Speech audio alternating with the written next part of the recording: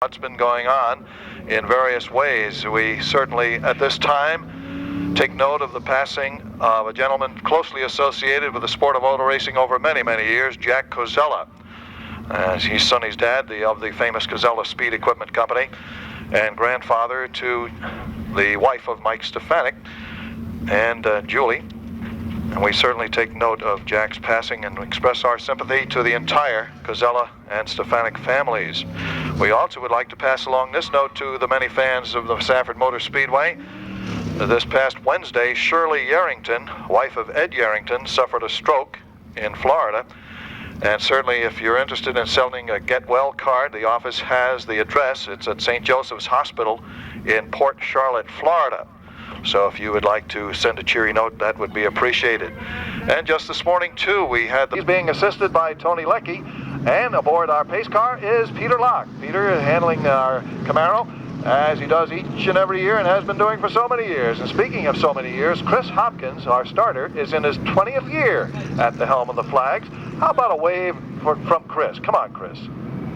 Chris, he's all business down there. And I'll tell you what, guy driving that number 73, Ray Peralt, we just got word that this guy does some good deeds. A young lady got some help from him, a fan in the pits who had a flat tire, and on the way out of the racetrack, Ray Peralt, driver of number 73 Dare car over there, you're going to watch him go racing any second now, stopped to help her out, complete stranger, just to let you know the character of these people in these cars today. Ladies and gentlemen, watch them come down as we've moved the start stripe down from turn number 4 almost to the front straightaway here, right down. Watch them as Chris has the cars come down, side by side they go, and we're racing at the CarQuest Spring Sizzler of the Deer Division. 3 wide, ladies and gentlemen, going down into turn number 1 as John Yale in the 14 is looking to pick up that spot, not quite ready to give it up. The driver of the 73, Ray Peralt, the good deed doer of yesterday, right now holds that first spot. I don't think it's going to happen very long, though. Here comes a 82.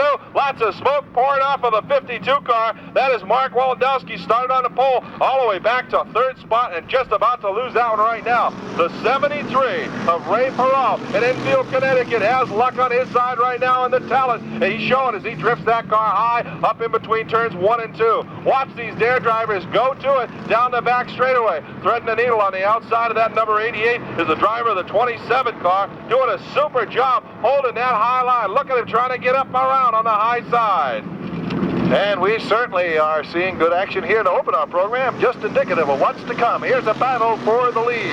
Moving into the top spot, John Yale in his first season of competition. He shows he's got a little knowledge and a little power under that hood to boot as he takes over the top spot. The number 88 starts to make his move up, and we'll keep an eye on him as the proceedings go along. He's looking good. Pulling into the pits right now as we see one of the Dare drivers bringing his car in. That's the number 77 car. That's Stephen Tooth out of Walcott, Connecticut. The Supreme Alarm screams Regal as the race continues up between turns 1 and 2. Starting to check out from this field, John Yale in the 14 was started in third spot out of Wallingford, Connecticut. Seems to be pulling away, but here comes the 88, ladies and gentlemen. Unbelievable. Up on the high side, getting around Perot. Let's see if Ray lets it drift up a little high, blocking that position off of 4. Great job of driving, coming down the front straightaway, but checking out up front, Johnny Yale. Wallingford, Connecticut, the Yale Oil Regal seems to have the advantage here, Raleigh. No question about it. And he is moving. Here we go, down the backstretch. We've got 2 complete and 18 to go in this one. And it looks like it's an all-out battle, but Yale certainly looking very strong at the moment in front. Here he comes, off turn 4 very smoothly. He's learning his lessons well. The Yale Billiards, Yale Oil car moving nicely into turn number 1. Here comes the 83 of Jasic now around and moving up a notch and into second place. All right, Jasic's doing a great job. He's got himself lined up now, but look at this. Getting off the pace here. We've got a yellow condition right now. Number 8 is stumping. And it looks like the number 8 car, driven by Scott Schofield of Stafford, Connecticut. The officials say these dumping fluids are in the country right here in front of your very eyes. All right, Chris Hopkins brings the field down. Sitting on that pole, Johnny Yale sets the pace. with the Jasic car, the 83. Now it's a drag race down into turn number 1. Jasic seems to have the torque going down into turn number 1, right through the middle of the turn, right where he wants to be to gain the best speed. But here comes Yale in the 14. No siree, couldn't hang on to it that low line, and he starts to go backwards. Ladies and gentlemen, check it out. Here comes Homer Webb, all the way from the back of the pack, right up into 4th spot, battling for that 3rd position with the number 27 of Johnny Sandberg out of Ellington, Connecticut. Seems like he edges out Sandberg down into turn number 1, Raleigh. And look at the fine move by Webb. He is looking very strong indeed. We got a as he has spin the up third. here between turns 1 and 2, Raleigh. It's the 73 car. All right. Out the yellow. Okay, off the turn they come, and Jasic continues to set the lead, but Webb is closing in very, very quickly. And look at him dive deep into that turn. Contact. And somehow Jasic holds on and maintains his position. And take a look who's sitting in 3rd spot. The 3X of Scotty Bennett barely made the field for the feature today. Started in 15th spot, the shotgun position, and he's headed to the front, ladies and gentlemen. Currently holding down 3rd spot. He's trying to reel in the number 1 of Homer Webb. He's got his hands full as Webb is going after Jasic in the 83. Contact up between turns 1 and 2. Both cars slide high on the track. They grab a hold of it, and it's a drag race down the back straightaway. Jasic having nothing to do with this. Webb not willing to give an inch down in between turns 3 and 4. Webb has the line there, and let's see if he can bring that number 1 down to the stripe to hold up that 1st spot. And he does, going into turn number 1. We got Jasic sitting there figuring what the heck is going on? Where did this Webb guy come from? And then all of a sudden, here comes the pressure from the 3X of Scotty Bennett. And we're really dicing around here. Down the backstretch they move once again with Webb holding a comfortable lead at the moment, but it's not safe to be sure. Jasic now turning it on as they come off turn 4, closes the gap slightly, and we have a halfway mark. 10 down and 10 to go. Homer Webb, Scott Bennett, the cars running 1 and 3, and of course the 83 of Jasic. These guys came from mid and all the way to the back of the pack, and they're taking this baby home. Ladies and gentlemen, we've got ourselves a whole lot of action here in the Dare Stock feature. We're right now coming up to the halfway point as we watch the rest of this field slice and dice in the background, but the real race itself is coming up front. 1, 2, and 3. Driver of the number 1, Homer Webb. Then we have the 83 of Mike Jasic, and then the 3X all the way from the back of the pack, Scotty Bennett, right here out of Stafford Springs, Connecticut, Raleigh. Slower car in turn number 3, diving into the pit area, but it does not affect our leader as he works his way around. And they head for the line. The top 3, it's up for grabs in this one to start our program today. And hanging on, Homer Webb, but Jasic not giving up, and certainly it's Scott Bennett hanging right in there too. Webb doing a great job, I'll tell you, but these other guys aren't going to give up. These cars are getting a little bit loose, but it looks like Webb's got the thing dialed in. Ladies and gentlemen, yesterday, when they were qualifying in their heats and they were getting these things shaken out, it was a completely different racing surface, and it even affects the Dare division. Watch Webb go down deep, clipping into turn number 1, lets it drift up just a little bit, not too far. Wow, we get Jasic having a little bit of trouble and a lot of pressure off of Bennett. Bennett got up underneath him, and it looked like we had a little slipping and sliding contest. Now the back markers come into play. How's Webb going to handle the back marker traffic of Robert Goulet? He's got to get around him. Then he's got to make his way around the 24 of Greg Jefferson. 3 wide, going down into turn 1. Webb takes it down into turn number 1, 3 wide, with Jasic up on the outside. Along comes Bennett. These guys, Raleigh, are unbelievable. Great performance being turned in by these newcomers in the Dare division.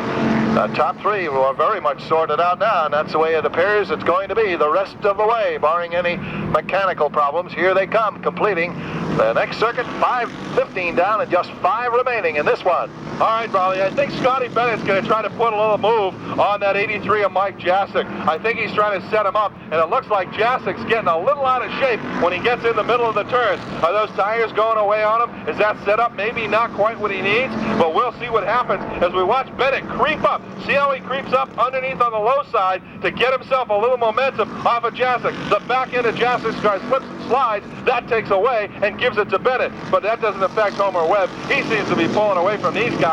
On the 16th lap of 20, he can keep up this pace, Raleigh. I think he might be able to bring it home. Well, Webb has been very, very smooth throughout this entire race, and That's certainly helping him as he works his way now out of turn 4 to complete lap number 17. And we got a spin off of turn number 2. It's the 24 car, Greg Jefferson. As we do not have a yellow, we're still under race conditions. Looks like the 24 Jefferson is underway on his own power. As we go back, coming out of turn number 2, folks, there he is, Homer Webb, unbelievable, and there goes Bennett. Bennett just blew by Jasic in the 83 coming off of turn 2.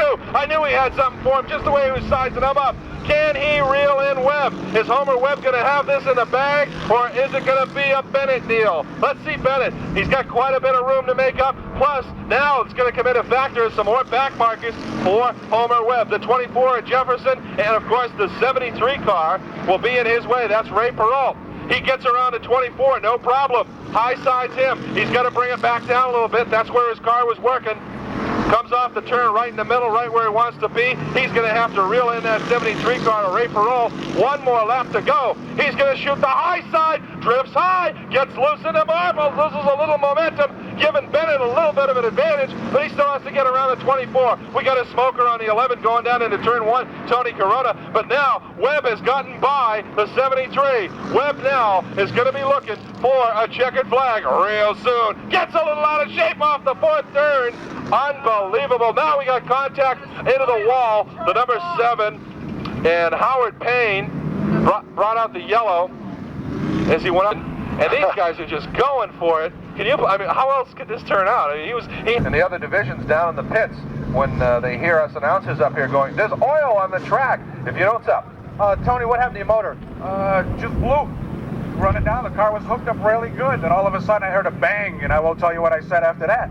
Well, better luck next time. Get a new motor in and back to you guys.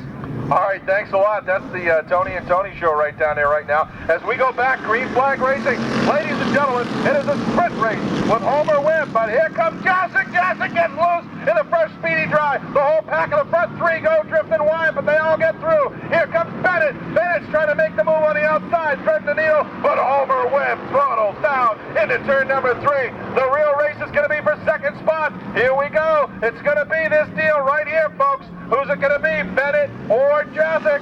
Green and white checker, folks, coming up. Homer's just checking out of this deal, folks. Here we go. The real race is going to be, does Bennett have something for Jasic? Jasic hanging on to that ill-handling 83, getting himself, trying to keep that back end from chasing the front end. Bennett's going down low between 3 and 4. Here he comes on your feet for the finish. Here it is down off of turn number 4. Bennett's got a brand new! Unbelievable action, ladies and gentlemen. Nice round of applause for these guys. What a show. What a show right here at Stafford Motor Speedway. It's all being brought to you by CarQuest Auto Parts for the 24th CarQuest Spring Sizzler, only here at Stafford Motor Speedway. The tradition continues with the Arute family, 25 years of Winston Racing Series and NASCAR action. And today it's being brought to you by CarQuest. Wow, Raleigh, I'll tell you, these guys are just doing some awesome competition out here already. Well, you have to remember that Homer started in the 14th position too and worked his way up quickly and really did a super job all the way. So we have to give him a tremendous amount of credit. And Scott Bennett, driving the Homer Webb-owned car, finishes in second place. So there we have it. Our Dare feature is now history as we get underway with this Spring Sizzler weekend. Late models will be moving out momentarily after all our Dare cars have been pulled away. Tony Sutton is down in Victory Lane, and he'll be chatting with our victor and our runners-up. It's Raleigh, but I wasn't handling too well in the turn, so just did the best I could. Well, unofficially third spot. Great finish for the first race of the year. Congratulations. Thank you. Okay, that's second and third. We're waiting for Homer to get in position here.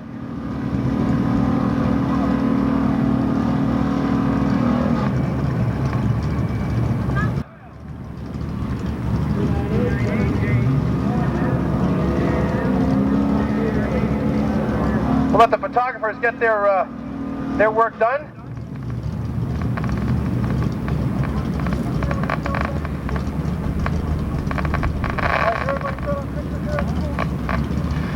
To begin with, congratulations, a great drive, man. You just kind of rode away and hid there for a while. The car was really hooked up. Yeah, it started coming out real good.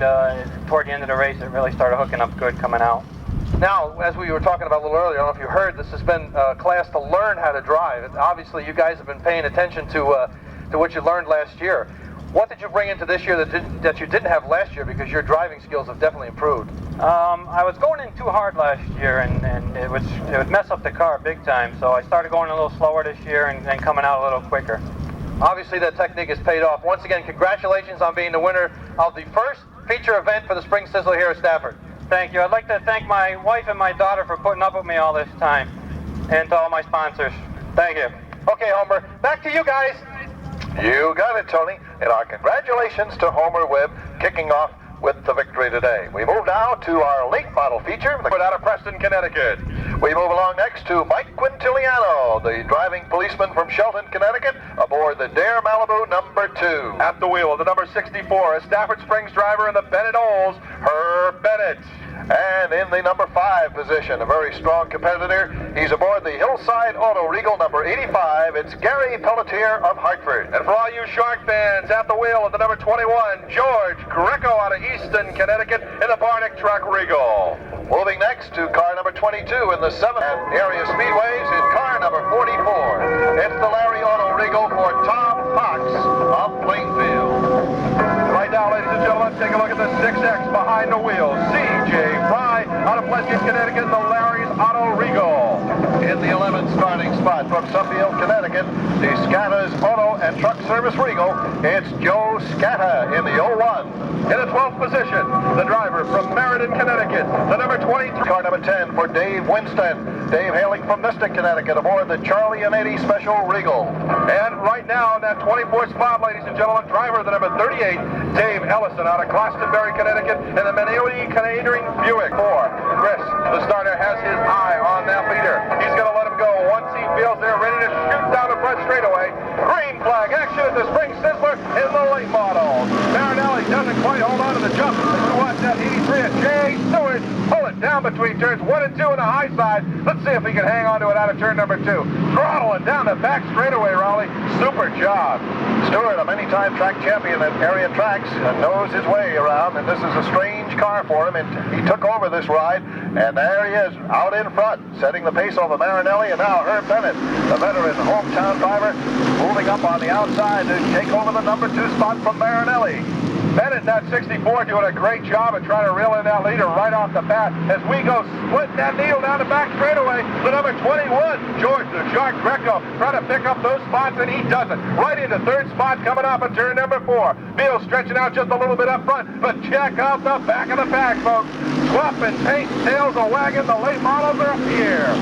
You betcha, that is. And now it's Marinelli sliding under Quintiliano to regain the 4th spot. But Mike, working that outside groove, we'll see if he can recapture it. Gary Pelletier all over his back bumper. The chrome horn is working on the Pelletier car today. I'll tell you what, though, Raleigh, Stewart is doing a superb job of putting on a show like he did all last year. That 83 car is hooked up, stout, and ready to go. That Preston, Connecticut driver in the Staring Enterprises Malibu has got his feet for him, I'll tell you. 30-lap action. We're looking at 3 on the books, and he is just checking out for the field. If he can keep this up and keep that field stretched out away from him, he's got himself a good run going. Meanwhile, George Greco works his way up as he closes in on Herb Bennett. Now they make a bit of contact. They're nose to tail as they head into turn 1. Can't get any closer.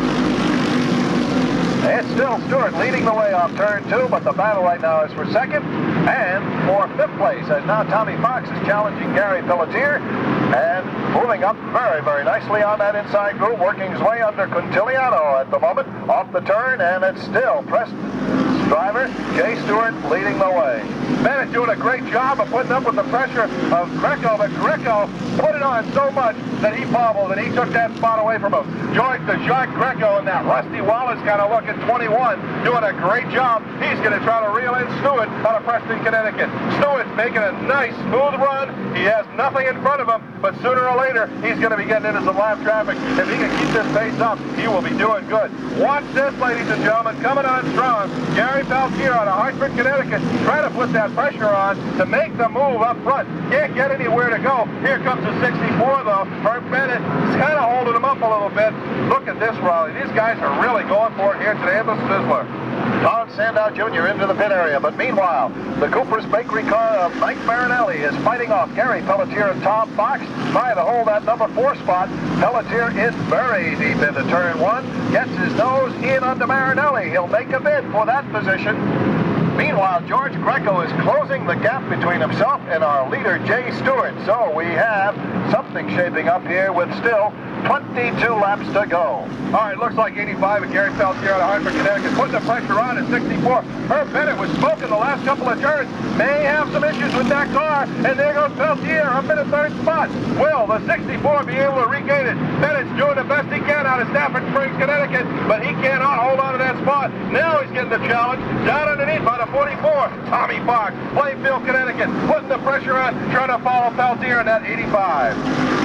Now CJ Pride starts to make his presence felt. One of the favorites of this event. He's moving up now on the 6X, tucked his nose onto Marinelli. Marinelli then shut the door coming out of turn 2. But here comes Fry. He's working his way back, trying to get low on Marinelli. Again, Marinelli equal to that challenge as he holds him off. Here they come again.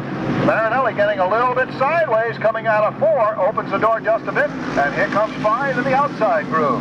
Marinelli using all of this track down on the apron out of turn number 4. Let's see if he can keep that car centered on the racetrack, because that's where he's going to get his best time and momentum. Back up to the front, Raleigh. Unbelievable. Jay Stewart and Greco up for a Sunday cruise at the Sizzler. Look at this. They're making it. We got a spin off at turn number 2. Looks like it's the 23 car. And of course, he was just coming off of turn number 2, had some problems.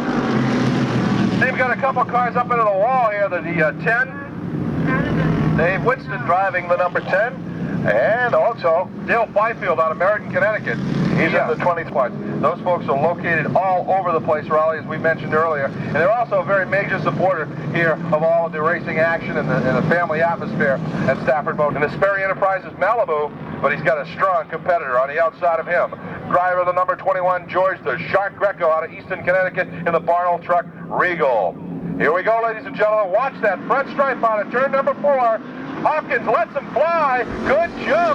Jay Stewart's got a good jump, but here comes Peltier up underneath. Greco has got his hands full up on the high side as the field drifts up into the turn. Not the place to be. They settle down. He threads the needle on the back straightaway with Peltier. Greco and Peltier battling for 2nd spot. That'll give a little bit of an advantage for a moment to the 83 car. Not very long, though, because while they battle, he starts to check out, gaining at least 2 car lengths, going down into turn number 1, Raleigh.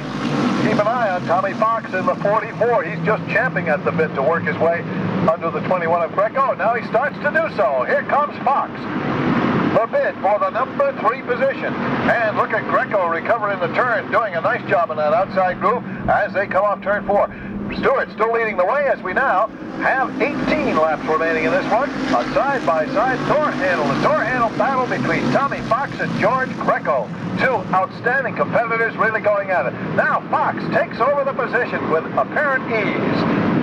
Fox is trying to reel in Peltier in that 85 car. Peltier is trying to reel in that 83 of Stewart. Ladies and gentlemen, this is building into one heck of a race, and it's not even at the halfway point yet. Watch this, ladies and gentlemen. The 44 of Tommy Fox lining up his sights on that 85 of Peltier. Peltier trips up. Fox gets the gut down low. It's a drag race down the back straightaway. Here we go. Peltier's got the torque into 3, but Fox has the line. Here he comes across turn 3 into 4. Peltier not trying to give an inch in that middle lane. Off of turn number 4. It's going to be a drag race to the start-finish line, and it looks like Fox is going to get into turn number 1 first, Raleigh. Meanwhile, back in the pack, a good bit of driving by both Mike Quintiliano in the 2 and Mike Marinelli in the 65. They made heavy contact in turn 3, but both managed to keep going straight and avoided any incidents with a bunch of cars right at their rear decks. Here we come once again. Greco coming to rebound against Fox. Off the turn they come, and it's Greco underneath Tommy and taking back the number 2 spot at the halfway mark. Position change after position change. These guys are going for it, not giving up an inch. An unbelievable race here in the late models at the Spring Sizzler, brought to you by CarQuest Auto Parts. Now back to the action out of turn 3 and 4. Here we go. Now we watch Greco up there in that second spot with the pressure of Fox coming on a little bit. He had a bobble. Now Fox has the momentum and he brought along Peltier. Peltier's trying to get underneath. They have contact going into turn number 1. These guys are good, Raleigh. He could have lost that. He had a tire down on the apron and he got a tap on the back, but he still held out of it. Greco up in front in second spot with Fox in the 44 right behind. Field settles down a little bit, but here comes the 83. He's out for a nice Sunday cruise with Sizzler. Jay Stewart, if he can hang on to this momentum while these guys are battling out, it only makes it better for him. As they're bumping and grinding, as they're slipping and sliding, they're not going forward. Well, front runners seem to be checking out here a little bit. The good battle right now is for third between the 44 of Fox and the 85 of Peltier. These guys maybe just kind of hang a little bit, trying to settle down a little bit, knowing they're using up their tires, and the fatigue on these guys does increase. This is a 30-lap feature. Now we got somebody coming up onto the infield here, into the pits, Raleigh. Yes, the car 69 did not put his window net up, so he is being called in. And apparently has a mechanical problem, too, as he comes to a halt. Meanwhile, Jay Stewart continues to romp around with less than 9 laps to go now, but that battle for third goes on between Fox and Pelletier. All right, if you look back just a little bit in the pack, about 8th, 9th spot, you see that green number 4, Tommy Butler. Tommy Butler was at the back of most of the heat race, too. But I'll tell you what, he got into this feature, and he got in for one reason. He came from the back, and I think he's got some good momentum trying to charge up to the front of the pack again, Raleigh, as he gets around that number 7, Dean Casagrande. Stewart has just checked out now. No problem. If he can just keep that car running, he is in good shape. With George Greco, It's the number 10 car, and that's Dave Winston out of Mystic, Connecticut, the Charlie and Eddie Special Buick in the last few restarts. Stewart now has charge of this whole field of late model races here at the ClarkWest Auto Parts 24th ClarkWest Spring Sizzler as we continue with late model action. Chris Hopkins awaits the field to come around. Stewart doing a great job. He must have something for him, and he's coming down. They're going to get the green. Here we go. Stewart off to another great start, ladies and gentlemen, but he's got some serious competition right now. What kind of momentum did he lose by this restart? Check it out as this field strings out just a little bit down the back straightaway. The front 4 cars are doing a great job. Then all of a sudden, out of the blue, we've got a whole bunch of boys trying to catch up to him, too. The number 2 car drifts off. Mike Quintiliano out of Shelton, Connecticut, had a little problem, but he is out of harm's way, will not bring out the yellow between turns 3 and 4. Stewart charges on, coming out of turn 2. Here's Greco again with that pressure all over the backside of Stewart. I'll tell you, Raleigh, Stewart has got some torque. He seems to be pulling away real nicely on the straightaways, but now he's lost a little bit of his momentum and a little bit of his rhythm in the turns, so that gives Greco an opportunity to creep up behind him. Meanwhile, back in the pack, several duels still going on for position. Scott Foster works his way under C.J. Fry in the 22 car. And we got Raleigh. Oh, Greco and Stewart going real hard, and that's racing, ladies and gentlemen. Off of turn number 2, these guys are trying to drag race back onto the track, and it looks like they were out of shape trying to get back into the field. A little contact there. They're out of this ball game at this point. The yellow flag is not out as of yet, but it's a whole new deal. We're having the number 85. Here he comes. Peltier, the 85 out of Hartford, Connecticut, has now taken over the lead of this race. The 44 of Fox is now in second, and look who's sitting in third. Scotty Foster out of Ellington, Connecticut, in a Scott's Electric Regal. My, oh my, how things do happen. Thank you very much, says Jerry Pelletier. Meanwhile, it's the 7 car slowing down on the front straightaway, and he's got a major problem. Dean Casagrande, the rookie in this division. And here he comes, the driver, the number 85, Gary Peltier in a Hillside Auto Regal out of Hartford, Connecticut. He's sitting pretty, folks. He is one happy boy, and it looks like Tommy Fox may have to settle for second place as long as Peltier can hang on to this fairly decent lead he's got going. Coming out of turns 3 and 4. Here we go as the field stretches out behind him. One more lap to go. Unbelievable. The real race now is for second spot. Can Tommy Fox hold off Scotty Foster in the 22? But what did I tell you? Here's Butler at the end of it all over again. Now we got some cars pumping and grinding over there. Turns 1 and 2. Not going to bring out the yellow. Watch for that second, third spot. You got the 44 car of Fox sitting in there pretty, and this looks like the way they're going to finish. Here's your winner, 85, Gary Peltier for the late model. Well, I'm sure Tony Sutton will have some interesting questions for our winner after that one. And a few words of thanks from Gary Pelletier as our number 1 and 2 cars come together late in the event and destroy their chances. There you see Quintiliano, who dropped out a little bit earlier. But for Jay Stewart, certainly a heartbreaking situation for him. Wow. As I was slowing down, going down the straightaway. Up until the second to last restart, we had a real good race car. I thought I could get up there and give Jay a run for his money, but things worked out okay, I guess. Well, from your perspective, from your vantage point, what happened? How did those two guys come together? They're a bunch of real hard competitors. They run hard against each other. They raced hard last year. Neither one of them wants to lose, so this is just one of those racing accidents. As Earnhardt would say, it was one of those deals. Well, it wasn't. It was a good deal for you, as it turns out. Congratulations on your finish. Thank you. And of course, the pits are alive with action. All the kudos going out to the different drivers over there. Can't forget, this is the 24th CarQuest Spring Sizzler, CarQuest Auto Parts, Rich Bly and all his folks up there in the Winston Racing Series booth. Oh, fine, how do you do? Because we've got some of the wildest racing action right now. Let's go back down to Tony Sutton. Tony, we've got Scott Forster here. We're trying to get him over here to the winner's circle. Hey, that wasn't handed to you. You guys drove pretty hard, but that was quite wild. Yeah, the car wasn't good, but hey, when those guys started dicing it up in the front, that's what happens sometimes. We were the ones that came out lucky. Congratulations on your finish. Thank you. There were a few words of discussion between our number 1 and 2 leaders at that particular point in the race and the NASCAR officials trying to calm everybody down right now. But meanwhile, Gary, 27904 and 27850. If you have one of those numbers, report right up here to the tower and I'll pass them along to you personally. Okay, now back to Tony. Well, Gary Pelletier is moving his car into position for the photographs. He'll be getting out in just a second. We had hoped to talk to from Hartford, Connecticut in just a second. Mile. No. Hey, ladies and gentlemen, how about a nice round of applause for Pelletier over there? Let's help him out with a smile for those pictures. Gary, listen to this. Give it up, folks. Okay, to begin with, congratulations. That was a great drive, but well, you were kind of there when the action got a little hairy, and it was to your advantage. Well, I didn't have nothing for Greco or Jay today, but the way they were going at it, I felt if I stayed up front, I had a chance, and that's what we did. And hey, a little luck helps. Now, the field got pretty strung out because you went quite a few laps on the green. The yellow flags really worked for an advantage for you, didn't it? This is a real tough place to run. You know, it took me a long time last year to get used to it, and I think we're going to have a few more trips to this place here this year. Well, once again, congratulations on a great drive, and we'll look forward to seeing you here again in the winner's circle. Thank you very much. Okay, guys, back to you. All right, ladies and gentlemen, one more time. Let's give this guy a nice round of applause. A well-deserved win here at the 24th CarQuest Spring Sizzler in the late model division. Like we said, every Friday night, these guys are doing battle up the 4th corner, ready to show you 30 laps of some good old-fashioned race cars. Well, yesterday, Marshall, that 10-lap race for the Cummins Dash for Cash, it was amazing. They're waving a $100 bill, and these guys turned into wild animals. I'm sitting there going, whoa. Oh, they do. They're great. Jeez.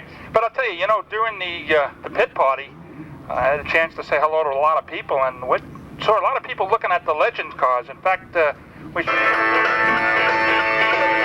Come from the South Lake of Illinois, welcome to the good old boy. Ripping it up and raising hell. Start your engine with a rebel yell. The good old boy. Starting spot on the outside, on to the 6th. Out of Massachusetts, John Mulcahy, the Springwell Ford Coupe. Good old boy.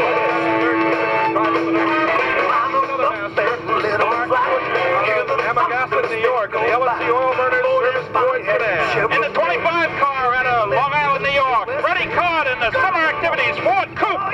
Holding down that 5th spot, Robbie Summers. He's a semi-pro out of South Windsor, Connecticut. In the Hoover Tire Chevy Sedan, the number 5. XX, Jax Palmer out of Berlin, Connecticut, driving the Nova Electronics Manifold Brothers Cash Dash winner.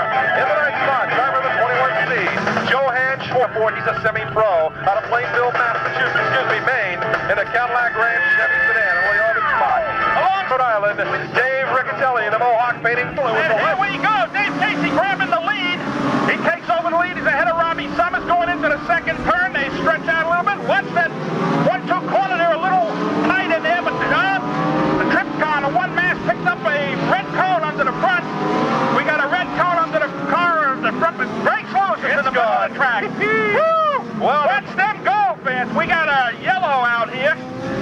Bring every Massachusetts, a hometown boy of me. Hope he does us proud back in Marlboro. Robbie Summers on the outside, and you have corner. Casey takes a wild leap. Green flag going, and we're off and running. Robbie Summers underneath Casey going into the first turn. Summers grabs the first spot. Watch it, there's a cone out in the backstretch again. They're coming off the second corner on the backstretch. We got a red cone out there. They're stretching out a little bit here, but they're tight coming off the 3-4 corner.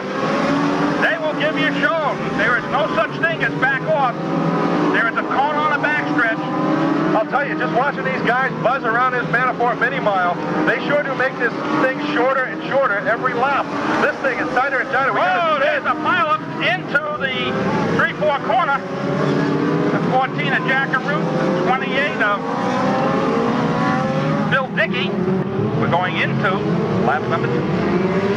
And there we go. We're off and running. Robbie Summers still grabs the lead, followed by Dave Casey, Frank Monafoot, and Jag Palmer. The 6 to 75 to 25. A trip going underneath Constantine on a 4 down the backstretch. Into the 3rd, 4th corner. Here they come. And there's some pushing and shoving going on down there in the backstretch. Coming into the 3rd turn. Into the 2nd turn, they're a little bit bunched together. They'll start to spread out. We're running 24 cars on the quarter-mile track. A little tight for these things. Here goes Frank Manafort trying to get under the 31 of Dave Casey. Can he do it? Shuts the door on him. Oh, look out. Boy, did he ever shut the door on him. Jack Palmer coming up behind. And we're tied up with Lewandowski in the 10. Got a spin and Jackie Root in the 14. There goes the boss, folks. He got T-boned. I didn't mean to laugh. I meant there's the boss. He's in 14. And, of course, that's Jackie Arut. And you all know him from doing all the Indy reports and NASCAR reports for the networks. And also here is he's one of the members of the Arut family. But he made a very famous statement, that driver did. He said to Clessy, here we go, and we'll finish the story later. The 5 jumping out in front. Whoa, a little squirrely coming out the thing. Manafort into the infield. Look out. Look out. He's on the binders. We got a green flag going, and we're still running. Here comes Jack Palmer up on the outside of Dave Casey. Justin Manafort in the 6th, tangle up into the 4th corner. They're 3 wide. Look out. They'll go 3 wide on you. Summers in 5th. Car number 5 still leading the 31 of Dave Casey and Jay Palmer. And we have a spin out of the 21 car of Joanne Schwartz, I'm sorry. Getting back on the track. He's another one tangled with the cone. Summers open up and comes the lead. Casey starts to close up on it. Jag Palmer, and here comes Tripp, followed closely by Constantine and John Manafort. Constantine underneath Tripp. Does he take the spot? Yeah, he takes the spot. Okay. The 6 to 25 to 23 to 21. Sisson in the 79, 77 of Bolio, and a 74 Laporte, little wide, coming off the turn. We're going to start running into lap traffic about right now down the backstretch with the 5 car. The U2 slowing down a little bit in the backstretch. The 5 coming up on cushion. Goes to the outside. We got lap cars. We're going into traffic now, ladies and gentlemen. Now low, 3 wide off the turn. Off that 2nd turn. They are moving. 74 car getting way out of shape. Whoa, Lewandowski around again. And the leader. Unbelievable. Hits him. Picks the right front wheel out of Summers' car. Unbelievable, ladies and gentlemen. This happens at every track. Lewandowski got himself turned around coming out of turn 4, or going into 4 rather, and parked it, and it just tagged the front end, so that brings out the yellow one more time. Tony Lucky, the NASCAR officials here, the assistant starter at Stafford Motor Speedway, tending to the Legends cars in complete control, I'm sure. Look at the front wheel on this baby. Well, that's what you call going the wrong way there, Marshall. Well, I'll tell you, that's what happens. These guys get so excited about running these cars. They get they've provided us all sorts of special emergency cards for fire and safety personnel that are stationed all at both ends of the infield. So we thank X1R. Back to you, Marshall. Here we go. Right now, Jag Palmer takes the lead in the 76X. Trip on the outside of Casey and Constantine down the back stretch. They go. Look out, guys. Trip doing it the hard way around the outside of Main the number 74 had some problems. Now he's kind of coasting around the outside. They're running 2 abreast off the turn. Look at them down there. They're fighting. They want that $400 purse. Look at the battle. But oh, look at this, will you? Constantine underneath Casey. Here goes Trip under Casey. All right, we just got word here, Marshall. Look out! We gotta come. Whoa! The 3 Vogels slowed down coming off the corner. We got Dave Seidman around the straightaway. You know something? You do need 6 pair of eyes. Step to the inside, going in the first turn. Constantine and Palmer, look out! Look out! Whoa! Airborne! Johnny Tripp goes up on his nose and comes down hard. But he's going to get right back in the race, and he's going to go. We got a bunched up group over here out of turn number 2. It's going to bring out the yellow. Looks like it collected up the 6 car. And that's Sean Mulcahy. He is a charger out of Lynn, Mass. in the Spectral Oil Sport Coupe. Jackie Arute, the boss, got caught up in that one, having a frustrating day. But I'll tell you what, you got to understand, I don't know where it was. I think it might be California for a truck race, but Jackie probably flew in on the red eye from doing the network stuff to come out here, and he's competing today. So he's doing a pretty good job out there considering what he's been through already this weekend with the travel back and forth. People from young and old and a lot. What happened? What damage took place to your front end? Something. I think we broke a tie rod on the left front. Well, better luck next time. Thank you very much. And we're off and running, and it is Jack Palmer out in the front, the 23 a little wild. Justin Manafort, the 75, sneaking down to 23 third. Sisson, and here comes the 15 with Dave Yeager in it. Look out, he's a little wide in turn, puts it down, and the 10 underneath the 36, the 28 on the outside. Attrition taking its toll here in the Legends race. The field seems to be dwindling down, Rob. They are. The Mass 1 car is out of this feature. Jack Palmer going to open a comfortable lead, followed by Justin Manafort. The 23 is DeJean. And the 79 of Mike Sisson, who came all the way from Pennsylvania. They do get around. Look out, the 28 going a little sideways. Jackie Arute underneath him in a 14. 25 on the outside, taking over now. 5th spot. It's hard in this race as there was before. That's what I was saying. The attrition is just taking these guys up. All this for $400 to win. And look at it, the guys going around. And there goes Dave Yeager around. And Lewandowski missed them both. But look out, here comes Yeager back out on the track. They do move. They don't show any fear whatsoever. Coming up on the lap U2 car, Castelli's car is Clown going to third. Look out! 75 takes him on the high side. Third spot in 79, 25th of Freddie Card is 4th, and followed by the 21 of John Ford.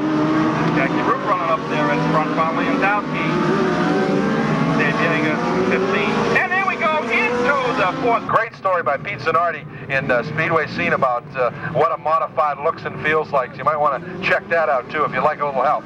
Here goes the green flag. We're off and running. Jay Palmer on the inside still retains Justin Manafort, the 75, trying to take it over. Sisson in the 79 running third. There's a battle for the 5th and 6th spot, and look out, it's between the 21 and the 14. Card down low, the 21 down low. They're on the binders coming into the 3-4 corner. Into the first corner. Jason Manafort running second. Jack Palmer in the 76 opening a comfortable lead, and he broadslided like for dirt, and Sisson the same way coming off the 4th corner in the 79. They stretch out a little bit, and they give themselves some comfortable race room, except for the 25 through 21, the 14 and 10 got a little bit close together coming off the second turn. Jay Palmer, that 76X, doing a great job. He's a semi-pro out of Berlin, Connecticut, in the Nova Electronics Sports Sedan. Seems to have a good command of this race as they've got 10 more laps to go. You know, the ironic thing is Jay prepares the 76 for his boss, Frank Manafort. Frank never understands why he doesn't run as good as Jay. You put that money on the table, that's why. Justin Manafort running second in the 75, Sisson in the 79, the 25 Freddie Card. The 21, look out, Jackie Arute coming up on the back bumper, the 21.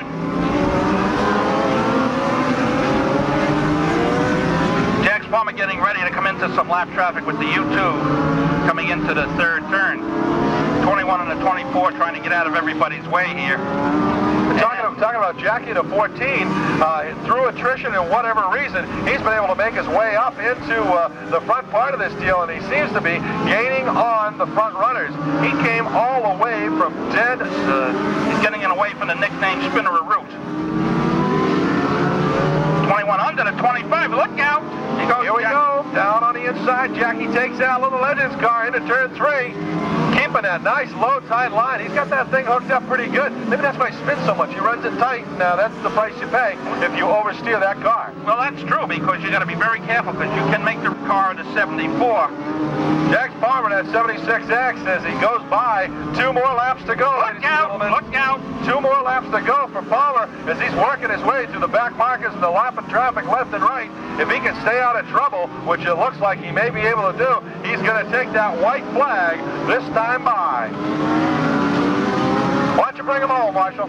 Okay, we got the 76X. Look out, they're running wild coming off the 4th corner. Here comes the 76X. Coming up on the back of Dave Zimmerman. 76X going to pick up the checkered flag. Justin Manafort second in the 75, and there is your winner. The 75 is second. It looks like Jackie Root may be the 3rd place. 4th, the 79 of Mike Sisson, and we will have to wait to straighten this one out, ladies and gentlemen. This has been hectic, but we know for one thing for sure, the 76X, the Manafort brothers, Jax Palmer automobile is the feature winner, the first feature of the Cummins Tour. Action to go. Coming up next, ladies and gentlemen, we're not only going to pick up and get a little bit bigger, we're going to get a little bit faster. We're going to be bringing out the Winston Racing Series modified feature in just a little bit. 80 laps of the weekly mod squad, ladies and gentlemen. We'll be putting the power down onto the pavement here. Legend drivers, and tell them they're not running modifieds. Well, maybe they will be sooner or later. Ladies and gentlemen, he's out of the car. Why don't we give him a nice round of applause? Jax Palmer, the semi-pro out of Berlin, Connecticut, in the Nova Electronics Sports today. I'll let him know you appreciate that Legends run. And we're going to his family here with him. We'll stay back a little bit until they finish taking all the pictures. Quite an interesting event. The casualty rate for this particular class was quite high, and there's a... So I hope we keep right on doing it. Go ahead. I hope we keep right on doing it, too. The car's running good. Frank Manafort, my owner and best friend here, did me a good deal here. Sorry his car fell out. I'm sure we're going to have to figure out what that was. Manafort Brothers, Nova Electronics, Sign Pro. Yeah, let's see here. I got to remember your name. You're supposed to write this stuff down, right? Well, you see, you're supposed to know. You're supposed to be prepared. Tom's Auto Parts, North End Auto Parts. I know I'm forgetting them here. Delane Auto Parts, of course. My crew, we're here. One of them's missing. People, we love you. Okay, let me ask you real quickly. I know it was pretty wild out there. The 5 car was basically running away from the field at the beginning, and they got tiled up together. Were you just kind of laying back, waiting for something to happen? I wasn't laying back, but I figured I had to race him at the end there. I think he's going to be tough to beat. Now, does the car get looser as you drove it, or does it tighten up? How does the characteristics of the car change over 30 laps? This car started to get loose there. You're trying to keep it neutral, but she started getting loose at the end there. And Justin was back there. He must have got loose too. We got the same setup, so I was figuring him to get under me or do something with me. Give me a couple of glove taps or something. Well, I think maybe it's you have a heavier shoe on than he did. Well, we both got about the... He might have a little more left side weight than I got. I don't know, but, you know, he's no slouch. You know? Well, Jax, congratulations on a great drive. It's good to see you here again. Well, that's about it, guys. The crews are coming out for the modifieds. We're going to get a chance, hopefully, to visit with some. And we are going to head out, handing it back over to Raleigh Jacobs, Mike Massaro. We're going to have the 80-lap modified feature, the Pro Stock feature, and the modified tour, where I'll be joining Tony Sutton down in the pits to give you guys all the action. You ready, Raleigh? Yes. Yes, I am. Hand it over to you and Mike Massaro. Take it. Okay. Now then, please get out your Pit Stopper magazines, because we have some winning numbers to call off very quickly for you. Frank Scambato, the clenched green is displayed. Next time around, we'll be underway with the CarQuest Winston Racing Series modified feature.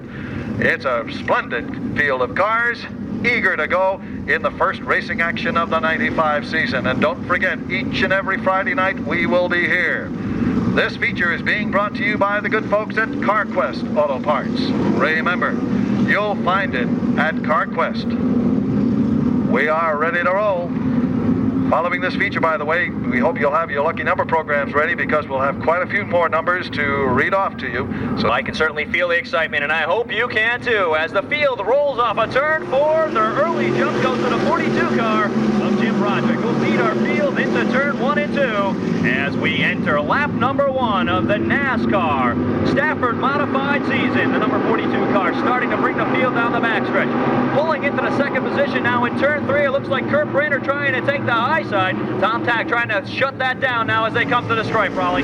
Frank Wainwright with a problem in the 44 pulls into the infield. You'll watch the pit work go on. Meanwhile, Kurt Brainerd moves to the outside of Tom Tag. The challenge for the number 2 position. Down the backstretch they go. Richie Gallup running in 4th in car 31, followed by Stephen Park in the Zero machine. Off the turn they come, and looking good is Jimmy Broderick in front, as again Brainerd has that number 2 spot away from Tag.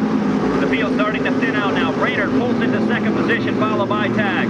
But Richie Gallup coming up the backstretch now in 4th position, being challenged by Mike Paquette in the number 1. Looking back in the field as it starts to thin out, it looks like Dave Garfinkel is starting to fall a little bit off the pace in the 77 car, falling from second position all the way back to where he is now. The field continues to roll around the half-mile here at Stafford Speedway with the number 42 car of Jim Broderick leading the field here in the Stafford Spring Sizzler 1995. The number 80 car of Ted Christopher works his way around Garfinkel and moves up a notch, and will be closing in on the 5 of Kerry Malone. Meanwhile, Stephen Park is all over the back bumper of Richie Gallup in the bid for the number 4 spot.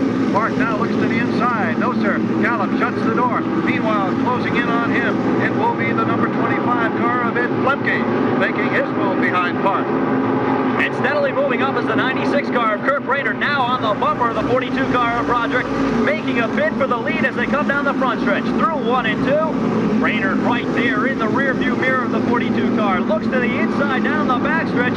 He's making the move now in turn 3. He's going to have to back off, though, as Broderick has the muscle coming across the stripe between 3 and 4. He's going to bring him off of 4 across the stripe, but he has a big rear view mirror full of the 96 car. Brainerd has shown improvement year after year, and he's certainly putting on a show right here as he challenges Broderick for the top spot. Meanwhile, Richie Gallup closes in on Tom Tag. The bid for the number 3 spot. Stephen Park running in 5th, and right behind him, Ed Flemke. Then it's Kerry Malone in the 5, followed by Ted Christopher in car 80 as they cross the line to complete lap number 7. A long way to go. And the field continues to thin out, but Brainerd once again looking to the inside down the backstretch. Thinks better of it, though, as he ducks back in on the bumper. Again to the low side in turn 3, but nothing going on there. Back in the field, we see Richie Gallup trying to make a move now on the inside of turn number 4. He can't make it around Tag as he's able to hold him off. And now Richie Gallup has some problems of his own trying to hold off the 1 car of Mike Paquette. A lot of racing going on here early in the feature.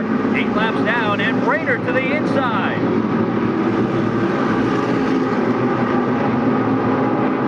Again feeling the pressure from Park, and Brainerd again all over the back. Doesn't have the muscle as yet. What a long, long way to go. Meanwhile, our defending champion Bob Potter, slowly pecking his way through the field, has now moved up into 9th position in car 51. And also moving up to the field, Ted Christopher in the number 80, the Mystique Motorsports machine, as he makes a move to the inside of turn number 1, trying to pick up yet another position and then bring that number 80 Mystique Motorsports machine to the front of the pack, and he's moving very steadily towards that goal.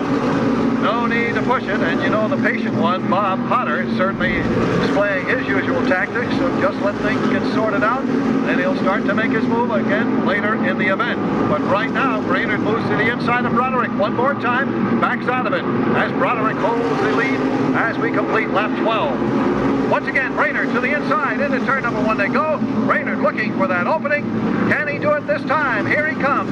Front wheel to back wheel, down the backstretch they go. Who will it be going into turn 3? And will the slower traffic have a bearing? Broderick with a spurt holds the top spot as off the turn they come. And Broderick trying hard for that position, coming through traffic now, trying the inside of turn number 1, but he has to duck back down onto the bumper of the 42 car as they head through lap traffic down the backstretch. Brainerd loses just a little bit of ground and a little bit of the intensity and momentum he had going into that backstretch. Broderick leading the field still. 13 laps of the book, 14 as they come across the stripe. The 42 car of Broderick still holding off the 96 car, but I'll tell you, the 96 car and Gallup now has his eyes set on the 3 car of Tom Tag. Meanwhile, the top 2 car cars, Brainerd and Broderick, taking off. That's been turning out for him yet. All right, we continue as the cars really start to stretch out now. A lot of these drivers playing a patient game, I'm sure. Tony Sutton is pit side, and if anything occurs there, we will certainly bring those events to you and all the facts for sure.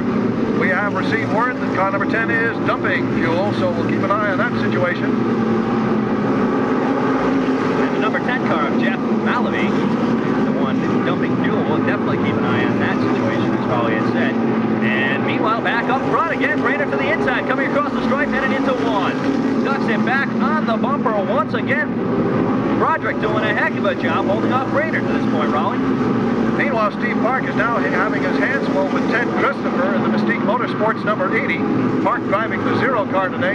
Off the turn, and here's Brainerd again. He'll give it another try. He is really in deep this time. Here he comes. Can he do it? Kurt Brainerd making the try. Out of turn number 2 they come. Brainerd gives it that little extra, gaining on Broderick. Into the turn, Broderick with a nose ahead, but here comes Brainerd, and Kurt Brainerd takes the lead. I'll tell you, it doesn't get any closer than that, Raleigh. They could have shook hands down that backstretch, and we are under yellow. And Jeff Malave in the number 10 car, showing smoke from under the hood as he pulls into the pits. Right between 3 and 4. Broderick and Brainerd will set the pace. Hopkins eagerly eyes the field, shows them the emerald silk, and we're underway once again. Broderick holding off Brainerd on the inside, but Tom Tagg trying to make the best of the restart, taking second position, Raleigh. How about that move by Tagg? An excellent move to the number 2 position behind Broderick. Steve Park, meanwhile, trying to get racing room around Richie Gallup, but Richie running a very wide automobile at the moment. Teddy Christopher moving up alongside Ed Lemke now, trying to improve his position in this one. Lemke, however, shuffles Christopher back to the spot, and here comes Bob Potter, the 51, to the inside of Ted Christopher. They're followed by Bo Gunning in the 33, John Anderson in car 15. Off the turn, and it's still Broderick holding on over Tagg now. And back up front, Tom Tagg making the best of the restart, taking second position now, threatening to take first away from Broderick. Down the backstretch, Tagg looks to the inside. Broderick trying to hold him off. Not going to be this time. Tom Tagg looks to the inside out of turn 4. Not enough running room there as Broderick closes the door, headed across the stripe. Takes the field into turns 1 and 2, and Tagg once again on the low side, Raleigh. Meanwhile, Richie Gallup moves up as Tom Tagg takes the lead from Broderick. Richie Gallup, meanwhile, moves into 3rd place, followed by Stephen Park as they shuffle Kurt Brainerd back. Off the turn, it is our new leader, Tom Tagg, setting the pace. The Taggets are happy as into turn number 1 they go. I'll tell you, some phenomenal racing so far off of this restart. Tom Tagg leading the field. Broderick in second position. Richie Gallup now moving into 3rd, followed by Steve Park. Headed through 3 and 4, the field comes.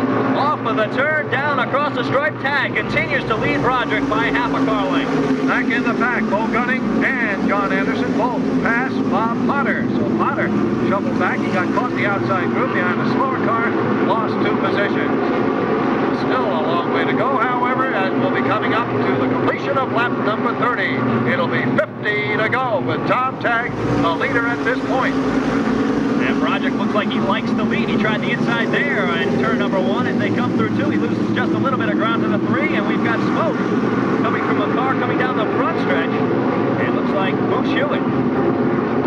Meanwhile, off the turn, we still are under green as they head for the line. Out of a yellow situation as he ducks it down on a pit road. Very nicely done by Moose Hewitt. The field comes off of turn 4 now. Tom Tagg continuing to lead the 42 car of Broderick.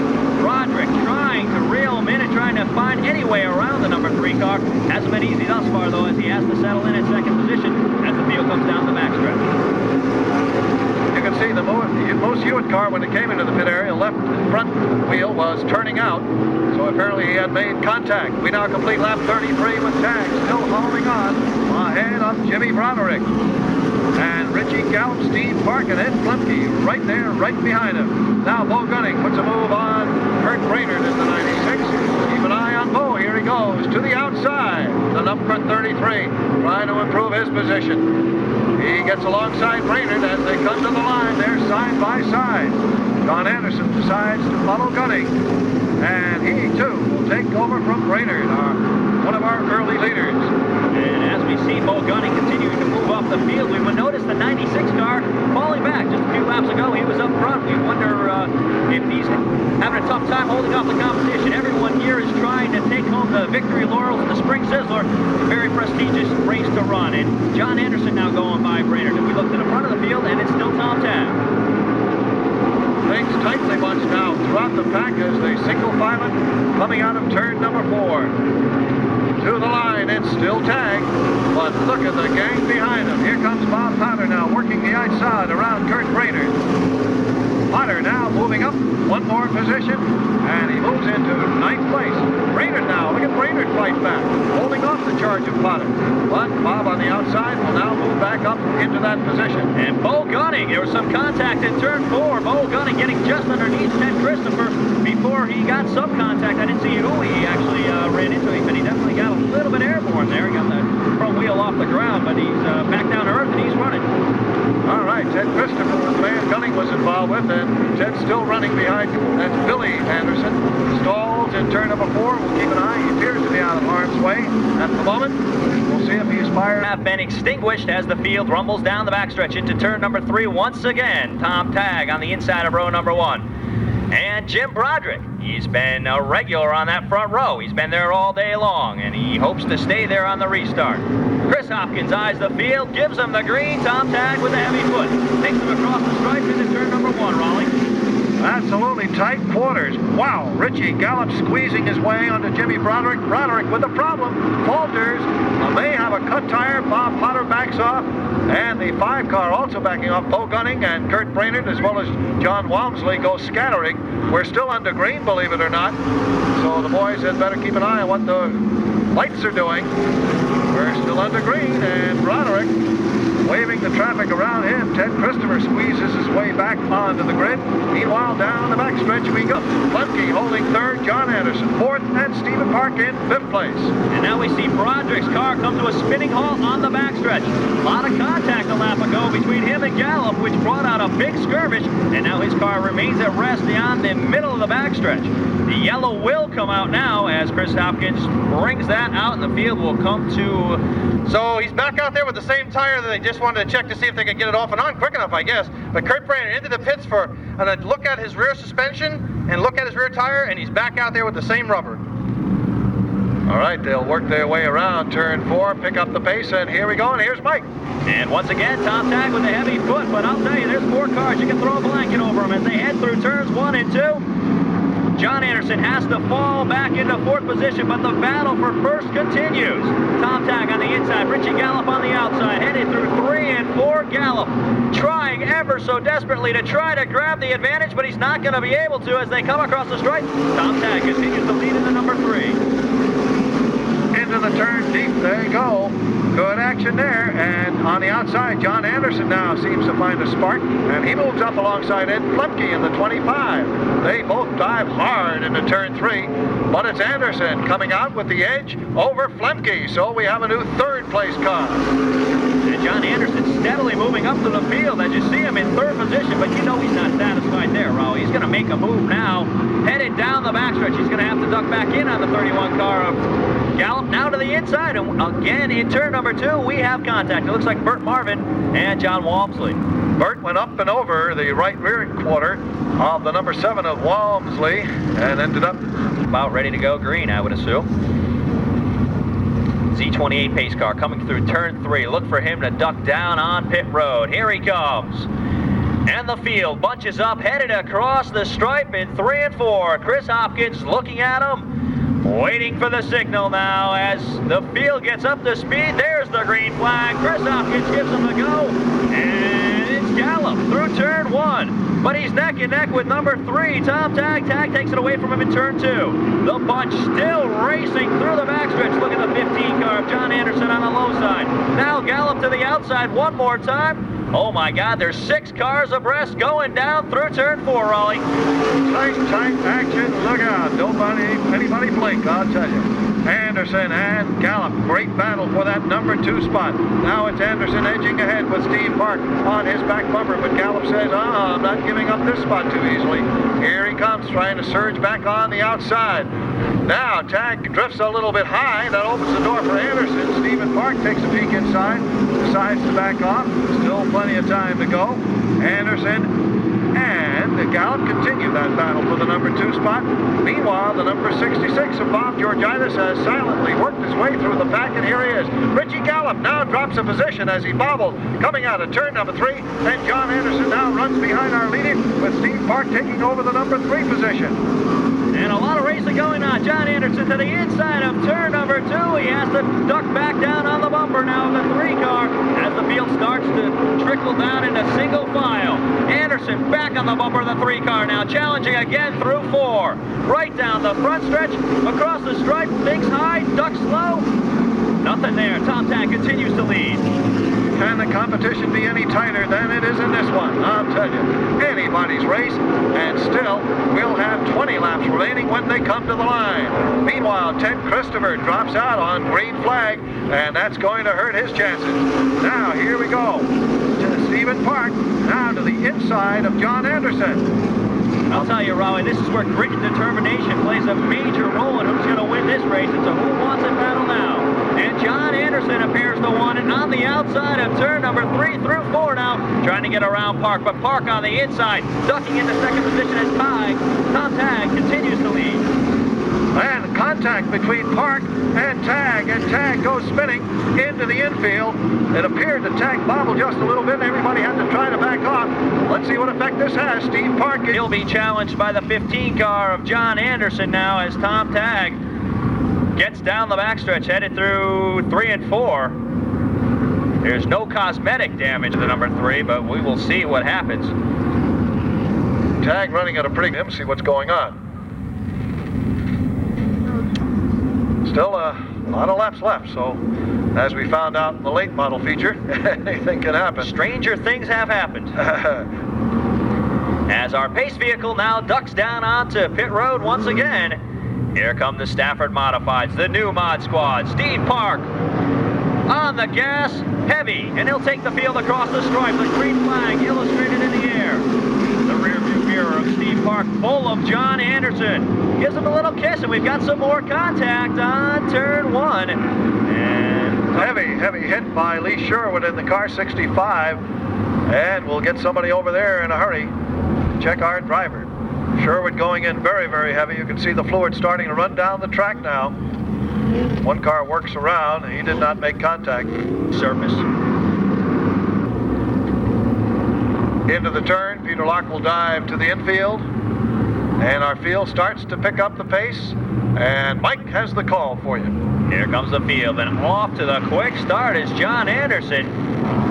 Chris Hopkins looking at him, giving them the green. There they go. John Anderson will take his early jump and take it around turn 1 and 2 with the lead. He'll take the field right back to yellow, however, as a smart move by Chris Hopkins. Didn't want these cars backing up by throwing that yellow right. 15 car of John Anderson, and John Anderson is not going to go away, folks.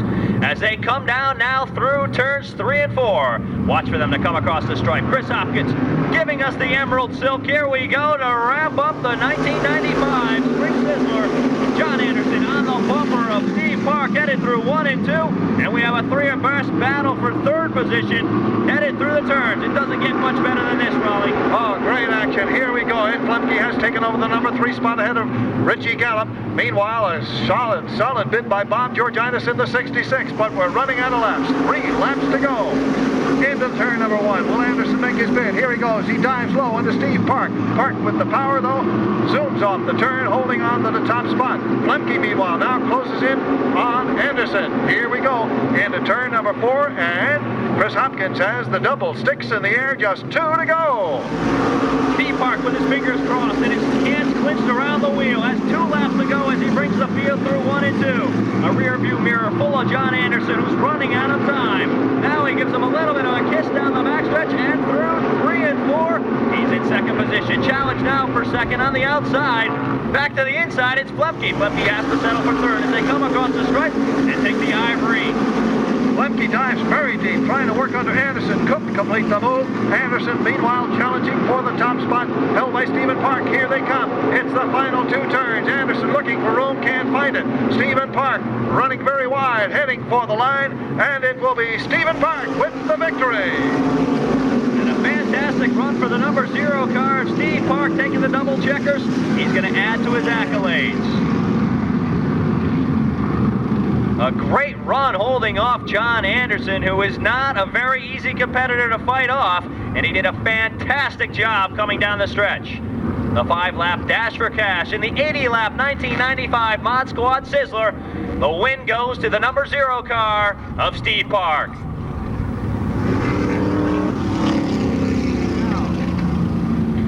Well, that turned out to be quite a race.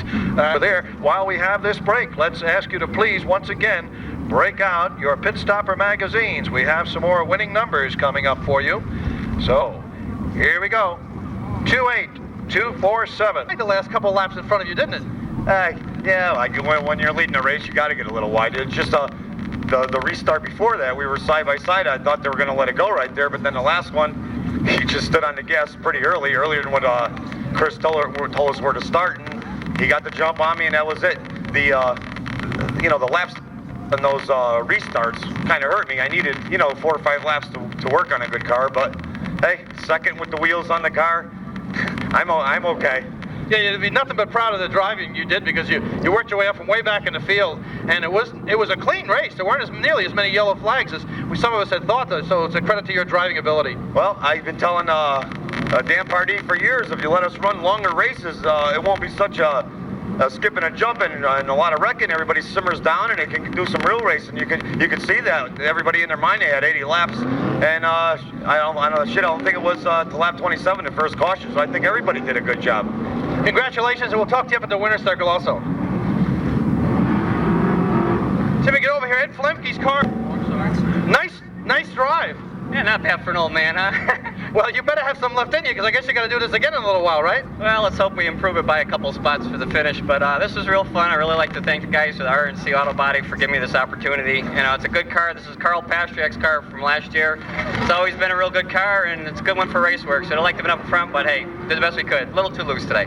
It was a good show anyway, and I think, everybody, really, you drove with their head today. There wasn't nearly as many yellow flags as people thought there might be. You guys did a good job. Maybe it's you veterans showing the young guys around. Well, it seemed like everybody was behaved around our bunch there, a little bit of bumping and banging, but that's aggression. But it seems like the SKs really shine when the sun's out, when it's dark at night. Maybe they can't see a little bit. Maybe the new lights will help that. But I think the track's a little slicker on the Friday night races and stuff. So I think a lot's got to do with the tires hooking up a little better in the sun. Ed, congratulations on your 3rd place. Thank you very much. For the pictures, a little bumping and grinding going on out there, but it was a pretty clean race.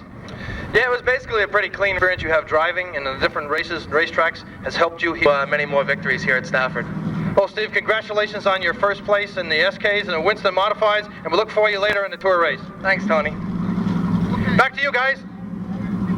All right, Tony, that sets the stage now. The Pro Stocks are lined up on 28223, and finally 27738. 27738. If you have one of those lucky numbers, you are lucky. You've won an X1R Racing Collectible, and you'll be able to pick it up at the Speedway office. And I'll tell you, those X1R collectibles are something to have. I would like one myself. And Pete Novicelli and the X1R company have continued to be a special part of Team Stafford. X1R has provided us with 2 emergency cart stock 30-lap feature.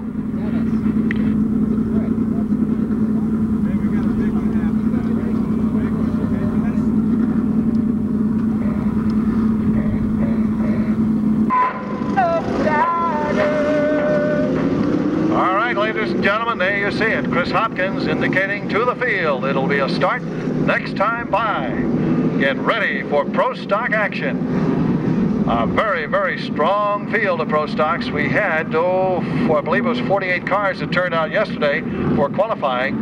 And we're down onto pit road, and our field comes across the stripe in turns 3 and 4 for the first time in '95. The Pro Stocks. coming down to the stripe. Here's Chris Hopkins with the green. Across the stripe they go. Farino with a very slight edge, trying to take the high route around turns 1 and 2. Seeger now trying to hold him off as he's got a nose length down the backstretch. The 21 car of Seeger trying to hold on the lead as they head through 3 and 4, but Farino coming through 3, threatens to take the lead away from him out of 4, Raleigh. As they come to the line, they're side by side. Bill Lawrence looking on in 3rd place, and the number 54 machine of Dave Etheridge moving up. Back in the field now, starting to spread out just a little bit, and it appears the 33 car may be showing some smoke. It just may be tire smoke. We'll keep an eye on that. Meanwhile, the 82 car is starting to move up on the outside. Mike Christopher making his presence known early in this event. Into the turn they go, still side by side, Seeger and Farino. And the battle remains up front. The rest of the field going single file through the stretch. Now, a little bit of touching and bumping going down the backstretch through 3 now. Seeger holding on to the inside line through 4. Farino to the outside as they come across the stripe. Farino has the edge, bringing it into turn number 1. Seeger trying to take it back now as they head through 2 and shoot down the backstretch, Raleigh. Meanwhile, John Cerrotny holds on to the number 5, 6 position very tenuously. He's being pressured, however, by Mike Kovacs. And Mike Christopher, once again, putting a challenge on Dave Etheridge. J.R. Seeger now getting a little distance between himself and Mark Farino. Bill Lawrence is looking to move up as he dives in deep, trying to get under Farino, but without success. Off the turn they come, and they start to stretch it out. Meanwhile, back in the back, John Bird ahead of Tom Rosati. Rosati looks to the inside and backs off.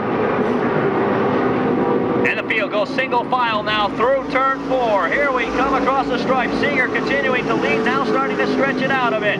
Has a car and a half length lead now over Farino, bringing the field down the backstretch now. It goes Farino in 2nd, Lordson in 3rd, Etheridge in 4th. Followed very closely by Christopher, who now threatens coming across the stripe in 3 and 4, but he's going to stop at the bumper of the 54 car. And the 21 car of J.R. Seeger continues to lead our field through 1 and 2. Mike Kovacs pulls out of the action in car 30, heading to the infield pits. Meanwhile, up front, Farino looking inside Seeger. No, sir. No room again. Back in the pack, it's still that battle between Fern, Rosati, and Seidman. And in turn 2, Bob Lajanis coming together with the 34 of Jeff Daggett. Daggett able to fire, and Bob Lajanis picks up at the... But hey, the number 21 car of J.R. Seeger has the power down the front stretch, opening it up one more time before they're going to encounter some lap traffic soon, Raleigh. Absolutely. First they work around Jeff Daggett. No problem there. And then they'll be coming up on the Don Fowler number 3X. The number 30 still continuing to have his problems as he's parked, unable to fire back up. And the caution resume now. Art Caruso will have time to get back out and get apparently to full speed by the time we go to green, or very close to it. There he goes down the backstretch. Meanwhile, the field starts to pick up the pace a little bit. J.R. Seeger, the leader from the start, but plenty of pressure from the purple people leader machine of Mark Farino in car 52. Here they come, and we've got the green. And the pressure is definitely being applied by the purple people leader as they come through turn number 1, the 52 car, trying to take away the lead now from the 21 of J.R. Seeger down the backstretch. They're side by side. They can touch hands if they wanted to, but they're not that friendly right now as they're battling for the lead. The 52 car, Mark Farino on the outside, has to take the longer route around the racetrack as the 21 car of J.R. Seeger just dominating the inside groove. Coming through turn 1 now.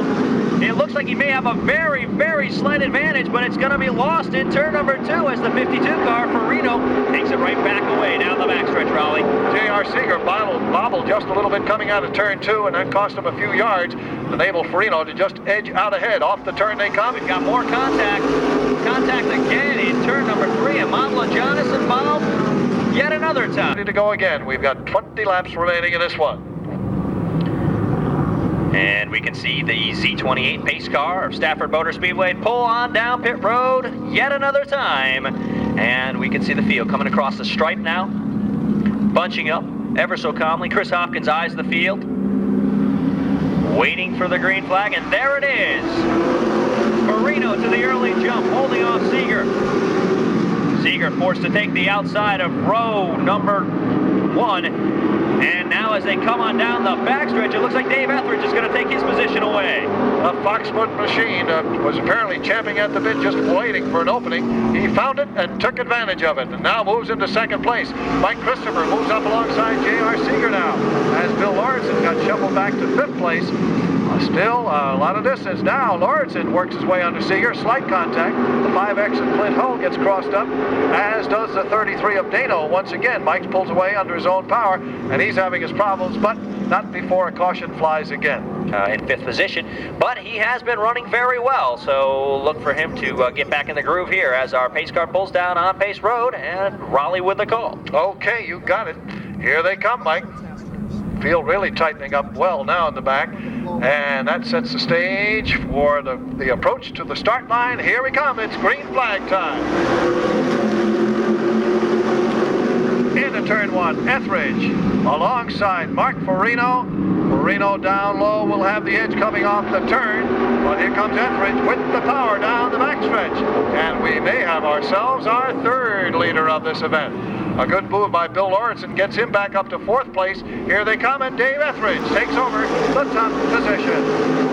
Dave Etheridge making the best of that restart. A lot of contact down here on the front stretch. Looks like Rich Vassar's involved in the Porter and Chester car, number 10. And it looks like it could be Cozella in the other car. Well, tough to tell with that sheet metal damage. Wow.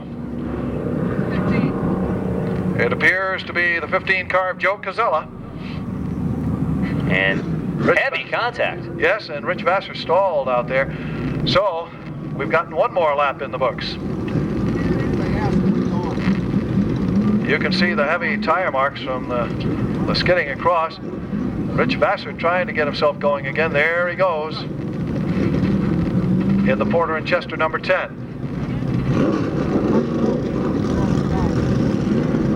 Christopher and Bill Lawrenson, to name a few, and I could go further, but we are about to go green, Raleigh.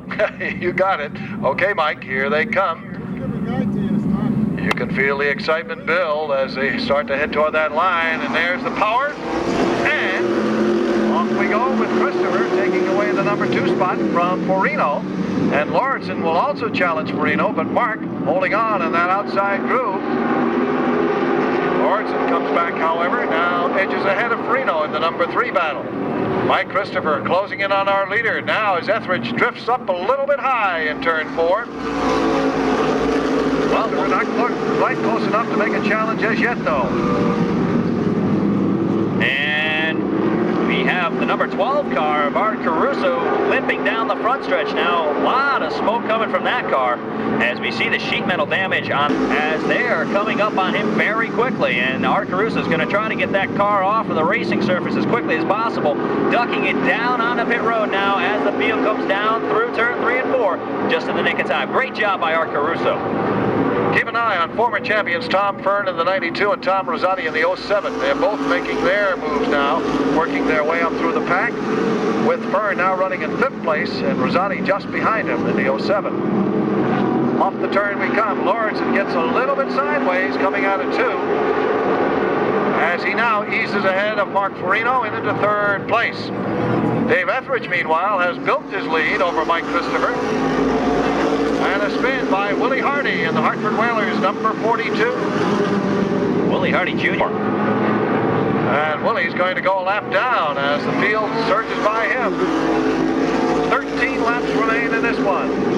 Tom Rosati now looks to the inside of Bill Lawrenson. Here they come with J.R. Seeger all over the back bumper of Fern. Down the backstretch. Will Fern be able to do it? He's got the Hardy car in front of him, blocking the way. Fern sideways. J.R. Seeger taps the 92 of Fern, and we may see something concerning that one. Fern getting around, and the yellow flag flies where it needs adjusting. We shall see.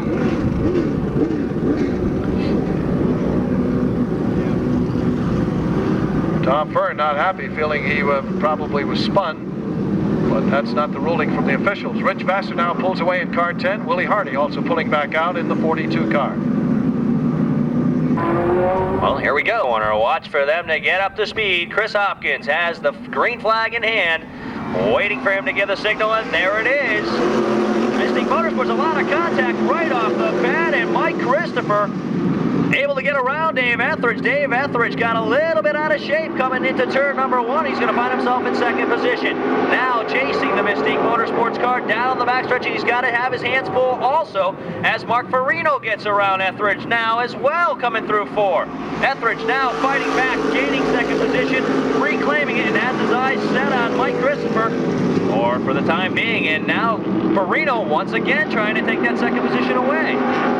Good action down the backstretch, and look at the move going on the outside by Jeff Seidman. He moves up in the 19 car, now drops back a little bit as they come out of turn 4. He and Zaratny make contact. Zaratny in the 2 machine. Into the turn we go. Contact between Eric Kearns and Tom Byrne, and Kearns goes spinning.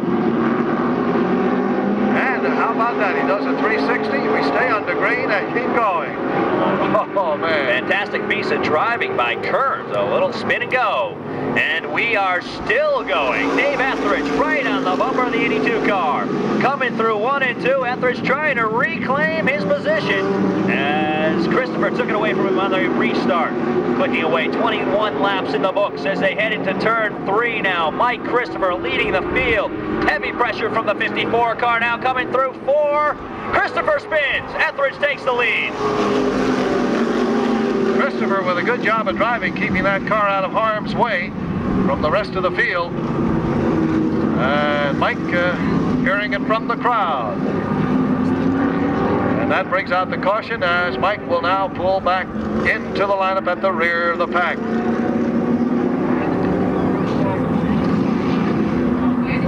No, the word has just been received that Etheridge has been sent back for rough riding.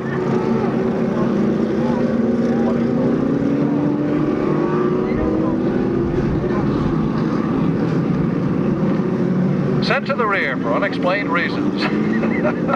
Or something like that. Anyway, Dave Etheridge will pick up in the back along with Mike Christopher. So away we go. Etheridge burns a little rubber. You can bet he's burning under that helmet too. Bill Lawrence now shown second, and Jason Manafort in the 76 in the number 3 spot. Well, the race has an entirely new complexion to it. Farino and Lawrence in our new front row runners, and Jason Manafort now in row number 2 on the inside. Flanking him is the 19 of Jeff Seidman. For those of you who were with us here yesterday, you know tempers got a little hot in this division among a few competitors, and we're picking it right back up again today. Now a few adjustments, and then hopefully we'll be ready to go.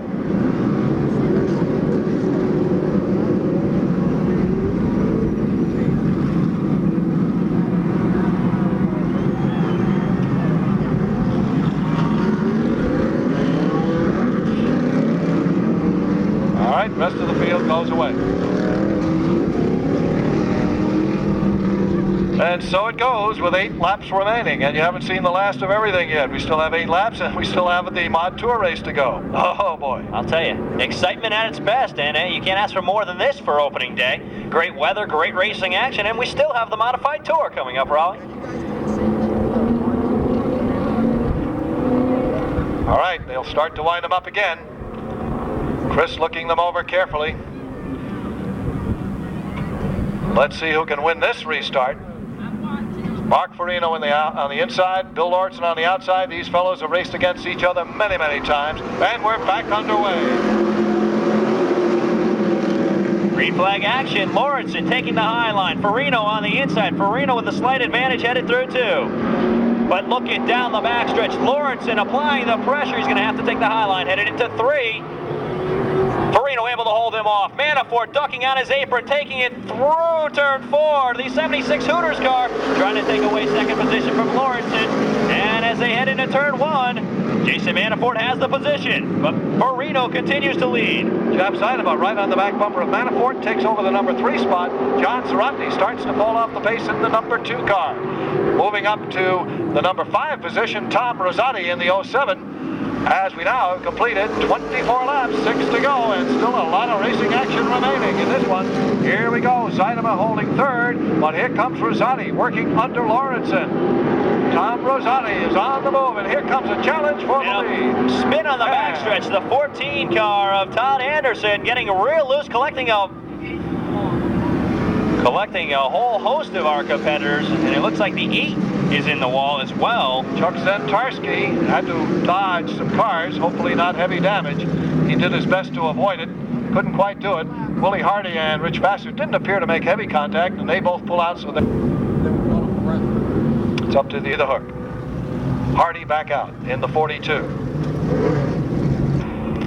Indications don't look in his favor, however, as the field comes across the stripe now in 3 and 4. Chris Hopkins once again waiting for the field to bunch up. Look good. We're waiting for his indication. There's the green. Jason Manafort with a heavy foot taking the field into turn 1. How about that? A splendid jump on the field from Manafort, another leader of this event. Mark Farina holds on to second, but here comes Jeff Seidman closing in on him. Tom Rosati ducks to the inside of Bill Lawrenson in the 99. Into the turn they go. Lawrenson riding that high line, drifts up just a little bit. The door opens for Rosati, and he moves right in. So Tom Rosati now runs in 4th place. Into the turn, and now they start to stretch out just a little bit. Here comes J.R. Seeger looking for that number 6 position. Jason Manafort, meanwhile, building a little bit of a lead over Mark Farino as we will come to the line with just 4 laps to go. 4 laps to remain, and the 76 car of Jason Manafort continues to lead the field by a car and a half length over Mark Farino. Farino desperately trying to reel in Manafort as time's running out. 26 laps in the books. And the Hooters car looking very impressive, headed through 3 and 4. Seidman getting just a little bit out of shape, headed through 4, but he collects it very nicely. And he's got his eyes set on 2nd position as he pulls in now on the bumper of Mark Farino, headed through 2. Tom Rosati, meanwhile, holding off the challenge of Todd Anderson, who has come to life here in the late going. We'll be getting the double sticks as Manafort comes to the line. Just 2 laps remaining for the Hooters number 76. Here he comes. 2 laps remaining. Meanwhile, Mark Farino holding off Jeff Seidman into turn number 1, and we've got a yellow. The yellow is out once again. The number 21 of Seeger dumping a fluid on the track. Laps remaining, a real dash for the cash, a real sprint right now, as the 76 car is going to bring our field across the stripes between 3 and 4, off of 4 now. The Hooters car comes across the start-finish line. Chris Hopkins gives him the green. 3 laps remaining. Jason Manafort takes our field through turns 1 and 2. Jeff Seidman looking to the inside, trying to take 2nd position away from Mark Farino now. And Farino's going to have to give way to the 19, who has the inside line coming through 3 and 4. But Farino doesn't want to. He's holding on, but not for very long as they come across the start-finish line, with Manafort continuing to lead, Raleigh. 2 laps to go in this one. And Manafort looking very good at the moment. Contact between Christopher and Bob Lajanis in turn 2, but both are okay. Meanwhile, Christopher moves ahead of Bob Lajanis and into 7th place. White flag is now flying for our leader, Jason Manafort, looking for the win. Here he goes, diving nicely into turn number 1. Seidman unable to pick up ground there. Meanwhile, back a little further, Christopher, Bob Lajanis, and Etheridge come together, but all 3 are okay. Here we go. It's going to be white flag time, this time by, and Michael carry us around the final circuit. Here we come. Jason Manafort across the flag, across the stripe to take the 2 checkers. He's our winner in opening day here in the Spring Sizzler. Great run for Jason Manafort and the Hooters number 76, fighting off a lot of pressure late in the race from Mark Farino, and then towards the end by the number 19 car of Jeff Seidman. But he'll take the checkered flag, and we'll get a word from our top 3 finishers in just a minute as Tony Sutton makes his way on down to victory lane.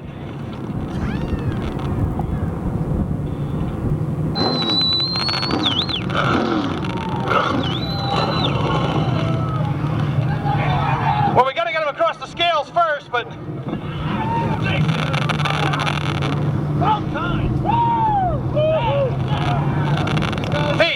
Pete, I know lots of times the driver gets all the accolades, but I watched you guys labor through those last few laps.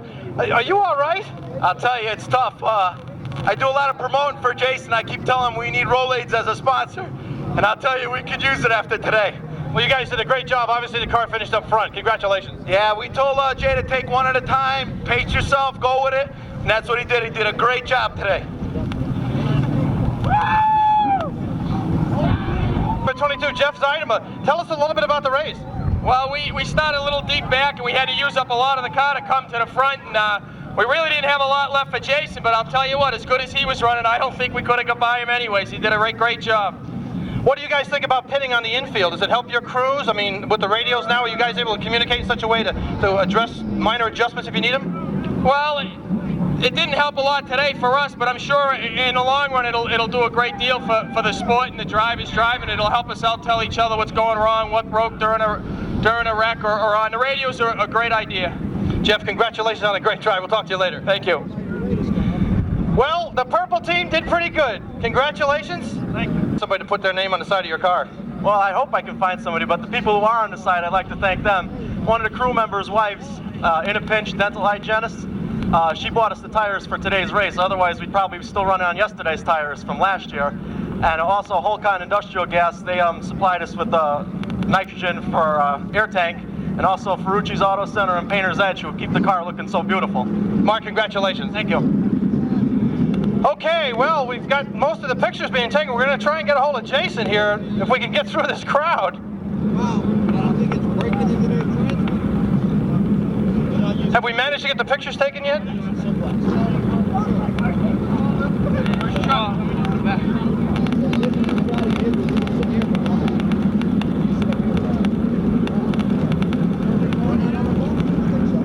You started out in what, 14th position? Spot, yeah. Everyone got real loose. Our car stayed real consistent. I got to thank my crew. They've been really working hard. It's their first win. They really deserve it. Should have came a while ago, but we're happy to do it here at the Sizzler. Kick the season off. You did a great job driving. Now, there was some bumping and grinding, but not nearly as much as some people claim there might be. You think people just laying back a little bit, taking it easier, or was it just better drivers this year?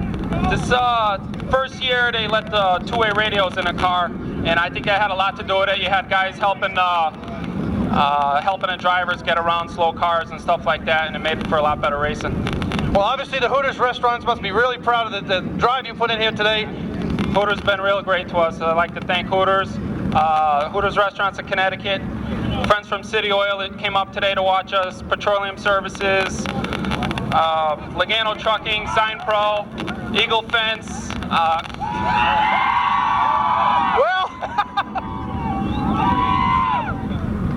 Oh, guys, that's it for me. I'm done.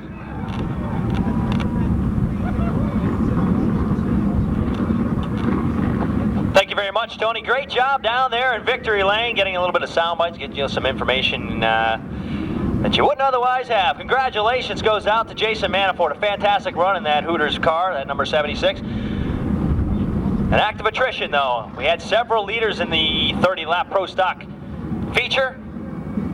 It was action-packed. Very hard-earned win for Jason Manafort. But folks, sit tight. Don't go anywhere. The CarQuest Spring Sizzler. 2 laps to go before the display of the green flag in Bend Dodge. The question is, in 200 laps, do you run your tires hard in the beginning? Right here at the Stafford Motor Speedway in the old days of Friday night racing. The pace car about to pull off. Ladies and gentlemen, grab whatever is white. Stand up. Wish them well when we drop the green flag. This is the traditional Stafford salute. The Mod Squad about to be unleashed. They rumble slowly out of turn number 4. This is it. What you've waited for. The greatest race in the history of spring is underway. It's turn number 1. It's the Reg on the outside. Pastriak tucks it back in the second. But Reggie Ruggiero will lead him down the back straightaway as car number 69 is out in front. But here comes Eddie Flemke to move up to the 4th spot. He's already on a roll. Flemke looking to try and gather in some Spring Sizzler tradition as well, trying to visit the victory lane that his father made so famous, finds himself in the 4th position. Not far behind him is another strong run turning in already. With only 1 lap up on the Winston Racing Series board, Stephen Park is starting to reel in on Eddie Flemke, but still at the front of this field, it's the Reg. But now Charlie Pastriak is reeling him in as they come back to the stripe. Pastriak wants to let the Reg know that he's there. The Reg certainly is already aware of it. He just simply has to look in the rearview mirror. They dart and dive out of turn 2 to get with them. It looks like Pastriak started to reel him in just a little bit. He took a look to the inside and decided to ride along right behind, coming down out of turn 4 at you guys. It Kennedy now has his hands full. Nipping to the inside is steady Eddie Flemke Jr. Flemke does the traditional grim ride, and the door is slammed, man. Off that second turn, down the back straightaway. Flemke's forced to tuck it back in. Stephen Park waits in the wings, and the man that's already won one this season, it is Mike Iwanitzko, currently setting in that 6th spot. Iwanitzko looking to repeat his Spring Sizzler victory of 1 year ago for Art Berry. Now begins to turn the heat up, but meanwhile, out of turn 2, it looks as if it's a 2-car breakaway coming to you, Ken. Yeah, these guys are definitely checking out for the rest of the cars. A lot of single file action. But watch Dan Avery, that number 10 Butler Jester car. He's making the moves on the inside, down into 3, lifts it up into 4, and here he comes out there. Trouble now off turn number 4. Stephen Park, his bad luck continues. He drops off the pace. Car number 8, the Sunoco Racing Field car, is slowing on the inside of the racetrack. A long trip back to pit road for young Steve Park, victorious in the Spring Sizzler. Yes, he could not make it back under his own power. A tough break. Let's go to Ken Witham. Yeah, Park is literally parked it right here in the number 8 Sunoco car. Tough break for him. Of course, he is taking over the wheel for the Fuller gentleman. What are these cars really made of? Well, for the most part, they have a Cavalier roof. Closest is a little bit of IndyCar, a little bit of stock car, put it in a blender, and you've got the Mod Squad. And on the break, here comes the Reg Man. Reggie has the advantage. Kennedy right behind Patria. And Flemke hanging it way out of the outside. Iwanitzko tries downstairs, takes the elevator to you. Down the back straightaway, it is Iwanitzko on the inside. Flemke on the outside in turn 3. Flemke showing a Ron Bouchard-type technique, running the high side of the Stafford Motor Speedway and diming it out like a squad of fighter pilots. Down into turn number 1. Ed Kennedy holding off. Iwanitzko on the inside and Flemke on the outside. Not far behind all of that is Mike Stefanik, who's also starting to come on strong. And Donald Satch-Worley, the pride of the South, is moving into contend here. Here comes Flemke off the 4th turn. He reels back in on the back bumper of Kennedy. A spin on the backstretch. Let's check in with Ken. Oh, that's the number 19 car. He's got a little bit of, the 18 car. Got a little out of shape there. But he's underway, and I don't think we're going to see a yellow on this one. Joe Mamalino gets back up to speed, but he is well behind on the tour event as the Reg Man is now being hounded, Ben Dodge, by Pastriak. There's no doubt about that. Pastriak is right there, and he's all over his back bumper. As things shift a little bit further back in the pack, we see Mike Stefanik down underneath Iwanitzko. He tries it off that second turn. That's a patented move that works for a lot of folks, but this time it will not work for Stefanik, but here comes Flemke. He goes to the outside as they come back to the stripe. Going up, please, Eddie Flemke looking for Ed Kennedy's position. Kennedy riding the mirror, takes it right down in the middle group, and Flemke says, I'm not giving way. Iwanitzko, in the meantime, builds up the full song, and they are side by side in the battle for 4th position. Mike Stefanik has the best seat in the house to watch, but he doesn't want to watch this one. He wants to be in there as a contender. Ed Kennedy showing the veterans of the modified tour a thing or two as he still sets in the 3rd spot. Iwanitzko and Flemke wheel to wheel off turn 2. This is a battle about to become not only a battle for 4th, but 5th, 6th, 7th, and 8th. As we see Pastriak in 8th, Worley in 7th, and the 6th spot of Stefanik. They're going to stack them up right behind Kennedy. Iwanitzko still holding him off in that bottom groove. Now suddenly they bobble and almost touch in turn number 2. Down the back straightaway, it's Iwanitzko, and in with the break comes mighty Mike Stefanik on the inside. Stefanik looks down low, tries to sneak by Eddie Flemke. Flemke staying stubbornly hanging on the outside, and Ben Dodge, it could be that he just can't find a spot to get to the inside. That's what it looks like as they head to the turns. Once again, Stefanik still trying to keep it nice and low, but Flemke is hung out to dry on the outside, and Donald Satch-Worley still waits in the wing.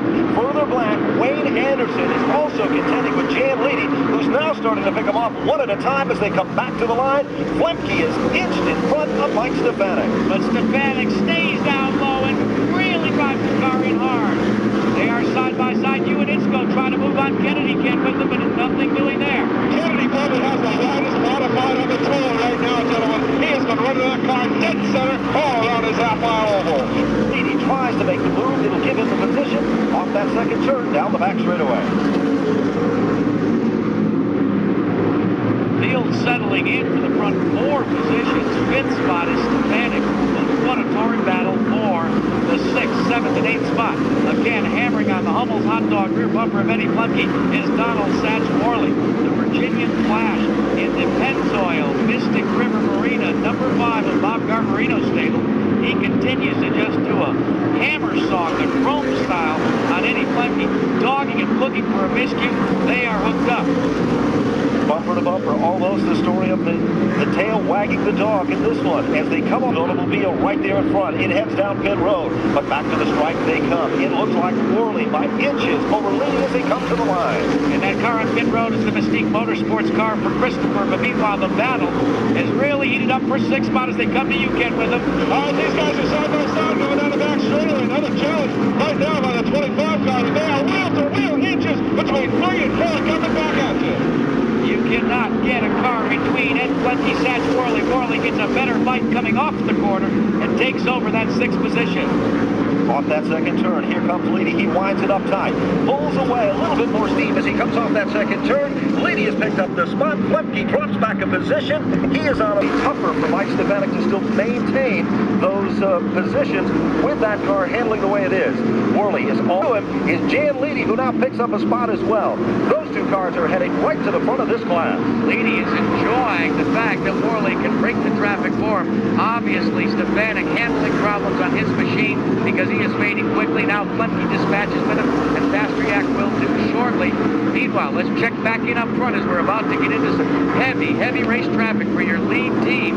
Really now about 3 cars. Unitsko in 4th is faded by about 3 car lengths. The Reg man, Reg Ruggiero, still leads the event. Pastriak is 2nd. Kennedy is 3rd. And about a car length to 2 car lengths behind in the 4th spot is Mike Unitsko. Well, Jackie had predicted that Mike Stefanik was in trouble, and it is now showing severely. Stefanik now has dropped back some 3 positions. Eddie Flemke is one by. The car number 7. Be Tommy Baldwin's machine. Car number 1 is what Baldwin is carrying this year.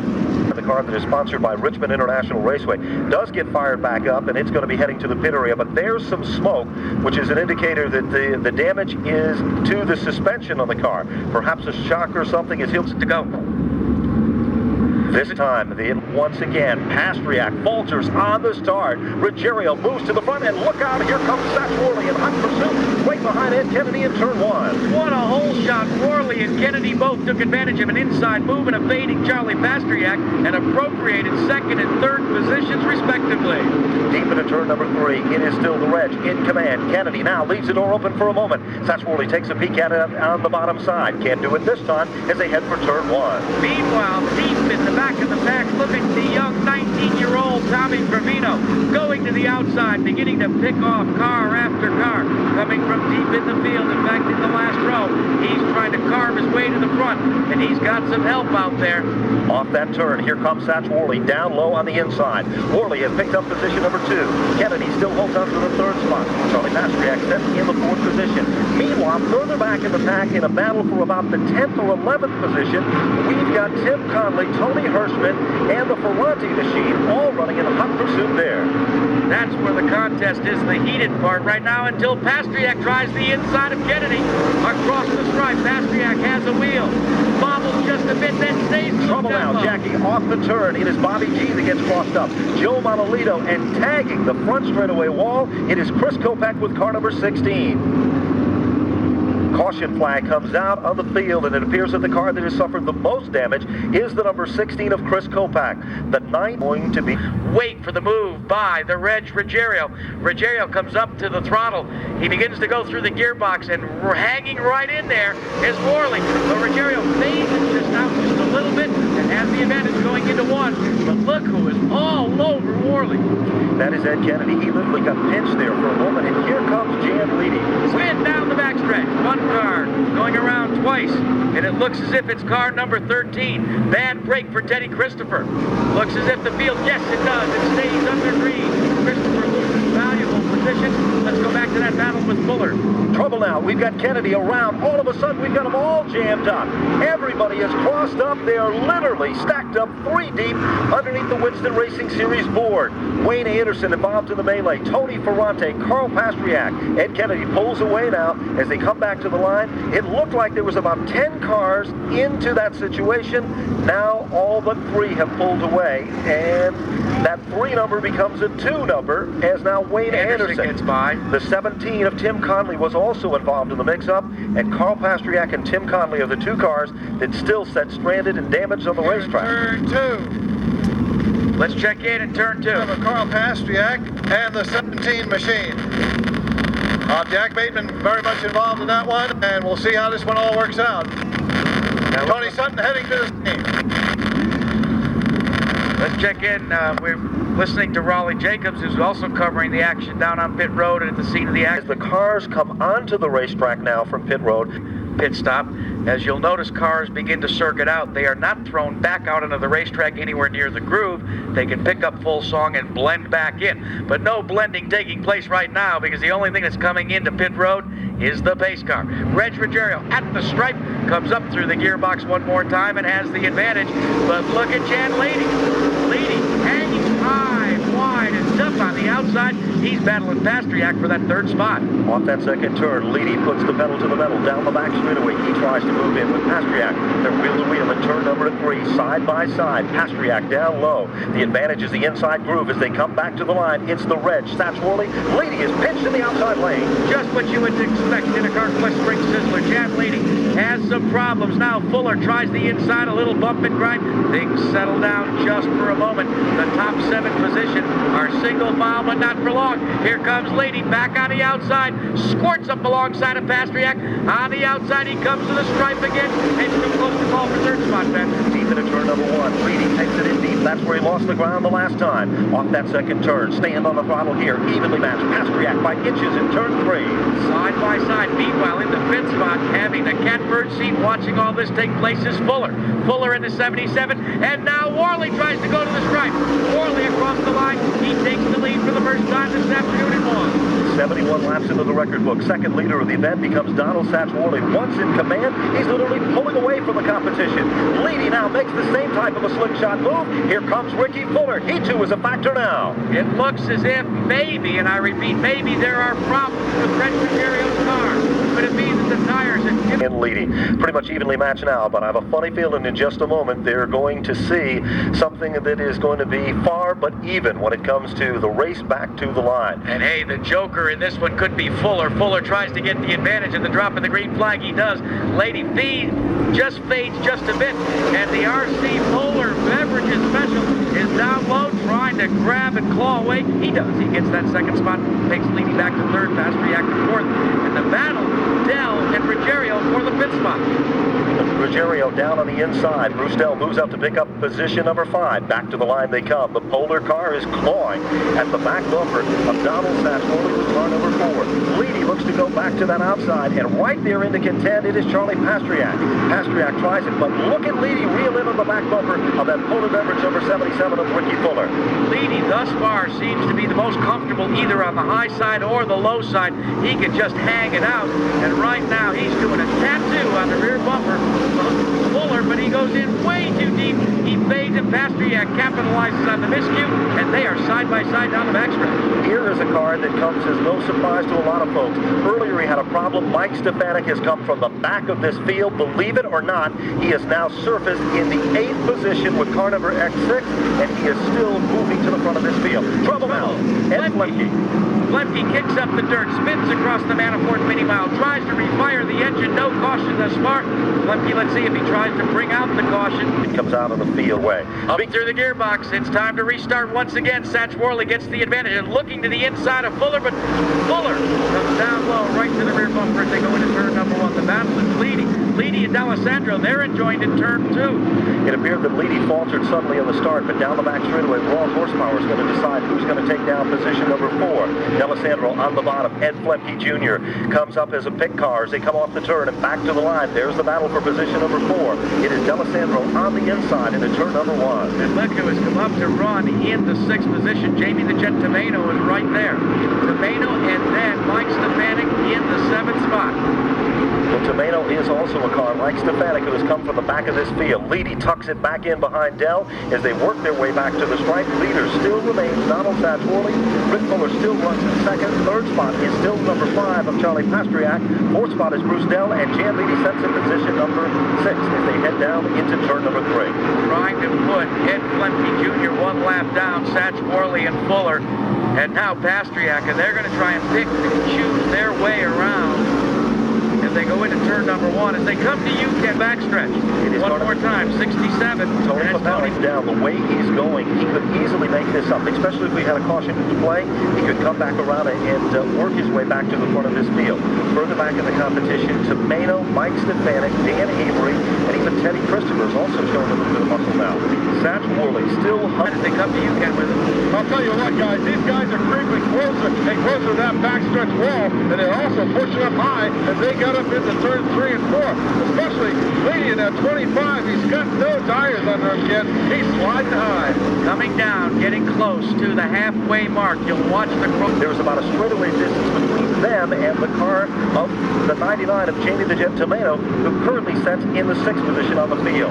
Traffic up ahead. Is it going to be a factor? Time holds the answer to this one in turn 1. 1 year ago, Mike Stefanik was sitting trackside here calling the Spring Sizzler. This year in the CarQuest Spring Sizzler, he is trying to battle back from an early pit stop and find his way back to the front in hopes of going to victory lane where he has been before. And in the front of this race right now, getting ready to really have to work some heavy race traffic, is Donald Satch Worley of Rocky Mount, Virginia. Satch Worley is about to come up on the number 3, the Tony Hirschman race car, and Bobby G. Conover. Pasteryak and Bruce Dell and Jan Leedy. 4 cars run, nose to tail, battle for 2nd, 3rd, 4th, and 5th position. Worley seems to have things under control, though, as he still maintains that margin of about 4 car lengths. Into turn number 1, Joe Monolito becomes the pit car once again. That's going to kind of shuffle the deck a bit. A lapped automobile could become a factor for that 4-car stunt for position number 2. 108 laps are about to be put up on the Winston Racing Series scoreboard. Satch Worley has some clear sailing. The handling problem is under control for him. Fuller runs in 2nd. Pasteryak man looking for that position that Avery holds on to. Rogerio just tucks it down low, just drives right by Dan Avery, almost until Avery stopped on the racetrack. Another one of the front runners, Carl Pasteryak, comes down onto pit road and looks as if he may have something more than just tires. He has had his service and he's going back out on the race facility. Well, now Reggie's got a long way to go because now he currently sets in the 6th position. But the distance between him and the 5th place car of Jan Leedy is a full straightaways distance here.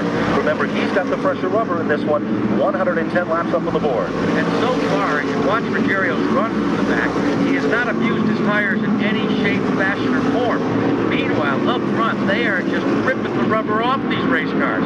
Satch Worley holding on, Rick Fuller, Carl Pasteryak, and Bruce D'Alessandro. Bruce Del looks to his rearview mirror and sees Jan Leedy. Down low. Ricky Fuller hung out to dry on the outside, and into content comes Bruce D'Alessandro. He picks up the number 3 spot. Fuller drops back to 4. Well, Fuller went to the high side, and it was all over. Katie barred the door. He just had found himself losing 2 positions, and look at the advantage that Satch Worley built up during that exchange behind him. No doubt about that. When they come back to the line, Worley has still got perhaps the biggest margin he's had all afternoon. And that is about 10 car lengths over Charlie Pasteryak, who sets in 2nd. Bruce D'Alessandro currently sets in the 3rd spot. Ricky Fuller fighting and trying to hold off the challenges of Jan Leedy. And here comes the Reg. Here comes Leedy to the outside of Rick Fuller now. He's going to try to take over position number 4. Leedy and Fuller going at it. Like George Foreman and the German last night on HBO, they are just hammering at each other, and they don't have 6 or 9 ounce gloves. They've got modifieds with 650 horsepower beneath the hood. This has been a terrific CarQuest Spring Sizzler, and the band that's going to begin to write, and now it's obvious then that all of the front runners that have not been on pit road are desperately seeking a caution. Everybody's praying for a caution off the turn. John Zavisa and Bobby G just do a bizarre type hero. It's the 44 of Tommy Cravino. The 19-year-old breaking into the top 10 at Stafford Speedway for the first time in his career. In the meantime, 121 laps, about to complete 122, and everybody is desperately waiting for a caution except the number 69 of Red Rogerio. Rogerio goes to the outside of Jan Leedy, and they begin to close on D'Alessandro. Rogerio dispenses with Leedy, and Hightower follows suit on the high side. Brad Hightower is also turning in one of his best career runs ever here at the Stafford Motor Speedway. Just a brilliant job for him of following Rogerio from the back of the pack, now to the front of the field. Now Hightower goes to the outside of Leedy. Satch Worley comes up on John Zavisa on lapped automobile. Charlie Pasteryak still holding on for dear life in 2nd. So is it Bruce Dell. Ruggerio's got the fresh tires, and as Jackie had mentioned earlier, he just has not abused those tires at all coming back to the front of this field. At least it looks as if he has not, as we watch our vantage point. And Flemke, look at the advantage that Eddie Flemke has pulled Ben Dodge over Satch Morley, your leader. It is now a half a lap. Eddie Flemke is the fastest thing on the racetrack right now, folks. He certainly is, and he's got a long way to go. Here's John Savisa still trying to run with the front pack of cars. Bizarre as it is, the starters are telling him to keep down on the inside of the racetrack, and he is literally running a whole different groove. This is going to work to the advantage of Charlie Pastriak. Let's see what's going to happen to Ruggerio. He squeaks it by, and Brad Hightower is right there as factor number 4. Lady tries likewise and gets alongside him in the transition between turns 3 and turn 4. Coming out, a challenge. In the turn number 1, what's going to happen? It is Bruce D'Alessandro that made a move that, well, not a move that he's usually famous for by any means. He's more of a cautious driver than that, but D'Alessandro takes over position number 2. Man, how's your heartbeat? How's your pulse? It's a little different. You got to lay me down and give me some tips here. That's the caution maybe we've all been waiting for. So far, no caution is displayed. Ferrante is trying to get it fired back up. Will he be able to do so? Yes. 127 laps up. Let's paint the picture that we know we're going to see on pit road. Grandma, put your teeth in your pocketbook because it's going to be wild and woolly on pit road. Crews are going to be changing tires. New Goodyears are going to be slapped on. Handling and suspension adjustments are going to be made. And then it's going to be a barn burner for the last 70 odd. Jan Leedy, Bruce D'Alessandro, Rick Fuller, they're not far behind. And look at Teddy Christopher in the 13. He also had some very quick pit work as he gains valuable positions there.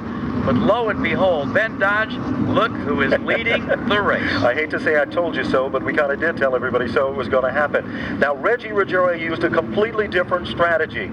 But now, here's where it's going to get real interesting, because before, he had the freshest tires. Guess what? Now he has the tire. 7th spot is Bruce Dell, followed by Jan Leedy, we believe Teddy Christopher, and Tommy Corvino. But make a call to Southington, Connecticut's Ed Flemke Jr. Yes. He has really raced since about the 40 or 50 lap mark, and at that 80 lap mark until now, he has been flat. Fuller, 6th spot is Bruce Dell, 7th spot is Jan Leedy, 8th spot is Christopher, 9th is Corvino, and rounding out the top 10 is Jamie DeMeno. Guys, this is Tony. I'd like to jump in. I just visited with Satch Worley's crew. Satch is very pleased, and I'll take it back to you. Well, we're back under green into turn number 1. It is the Reds who's starting to pull away, and Ed Flemke Jr. is still trying to maintain and not lose any more ground in his quest to make up that lap. Further back in the field, Rick Fuller moves underneath Brad Hightower. Right at the front of the pack, Charlie Pastriak is also in there as a factor, but Reggie Ruggerio leads him back to turn 1. Ruggerio works with Ed Flemke in the race workshop. I mean, right now you got to sit there and say, come on, partner, just let me get my lap back. But it wouldn't be the way that Ed Flemke would do it. It certainly isn't the way that Red Ruggerio would do it. 133 laps up on the board. It is still Reggie Ruggerio in command. Satch Worley still setting in second. Ricky Fuller's all over his back bumper. And now it appears that Brad Hightower is sliding and slipping a little bit now as he is hunted down by Charlie Pastriak. Trouble now right in front of them. Charlie Pastriak goes spinning and slams the wall at a ton. Bruce Dell, Jan Leedy make it on by. Brad Hightower, as we had alluded to, holding on, and here comes Flemke. Flemke gets his lap back. Ladies and gentlemen, we'll wait to see if NASCAR will give him that lap. If he does, it was a squeaker. And guess what? Based upon the stopwatch, Ed Flemke Jr. is right back in the hunt for the 24th annual CarQuest Spring Sizzler. And if you look at the scoreboard, it is almost the 30 years. That's right. Down on pit road, Charlie Pastriak, who was involved in an altercation with Brad Hightower, he hit the wall hard to the back end, and we can see Ed Flemke Jr.'s car is setting on pit road. We're not sure if this is some type of a stop-and-go penalty or what the situation is there. Maybe if Tony can research that and tell us a little bit more information about that. Charlie Pastriak... Well, by making up his lap, see, when you're working the line scoring, you've got to hold him and get him back into the sequence in the proper fashion, and that's the most expeditious and also the best way to do it. Well, he now comes out and he's going to pick up at the rear of the field. The on there, Ben, on the we're going to get a green Jackie off turn 4. Yes, indeed we are. One more time. Yes, Reggie Ruggerio has got the lead. Look at Satch Worley. Worley has to contend with Ricky Fuller one more time, and there's 3 cars are a breakaway over Bruce D'Alessandro. If you want to call 2 car lengths a breakaway. 2 car lengths is what it is between the 3rd and the 4th position. Ricky Fuller is reeling him in. Satch Worley sees nothing but that red and yellow of the 9X machine in front of him, and here comes Fuller. He looks for some racing room on the bottom side of the racetrack. Will he be able to do it in turn number 2? He's right there, but close isn't good enough. Scoop between turns 1 and 2, guys. Blocking the whole raceway. Unbelievable. Diving down and around. Nowhere to go up on the high side. They all have to scoot through in the grass. There's so much dust and dirt and debris. I can't see the ones involved. You know, amazingly enough, Jackie, this is just like the previous caution that we saw in that turn. It looked terrible. But then when the field went to caution, everybody, with perhaps the exception of the 54 of Brad Hightower, is trying to get away. Correct that. And right in the middle of things, when you talk about having a bad day, guess who? Tom Baldwin. Tommy Baldwin is not having a good day at all. You know, a lot of people may or may not know, kind of a little sidebar on Tiger Tommy Baldwin. You know who kind of hangs around with Tommy Baldwin every once in a while? It'll go back to its correct location. We'll see what's going to happen with 144 laps. Bruce D'Alessandro has given this car a real good run here this afternoon. It upstairs from here, it doesn't seem like anything on the racetrack, but it's going to be up to the decisions of the NASCAR officials. And folks, a call has got to go down to the performance of the safety team, the track trucks, the crews today. Straight away underneath the Rebestis billboard, Ed Kennedy's car is on the back of the hook. Let's see what's going to happen here. Let's check in on pit road first. At the 39 car's pit, there is fluid leaking out of the back of the car. It's not been determined what it is, but they're going to try and address that. We had a visit with the Goodyear people a little bit ago, and they looked at Satch Worley's tires, and they said the tires did exactly what they were supposed to do, and even had a little bit more life. But I said, well, what about Reg? What about these guys that have stayed out there? And they just kind of put their shoulders up in the air and said, nah, I'm not really sure. Back to you. Well, 145 laps are up on the board, and out of the pits comes car number 44 for Tommy the Kid Gravino. Bruce D'Alessandro heads back out. I'm not sure if he lost a lap or not, Jack. We'd have to wait for NASCAR. And we'll see if that car will make it back out in the nick of time. John Zavisa makes it back out, and the Ed Kennedy car is still on the back of the hook as it's being brought to the center of the infield. Car number 5, Charlie, now back down on pit road. It is car number 44. The hood is up on the Tommy the Kid Gravino car.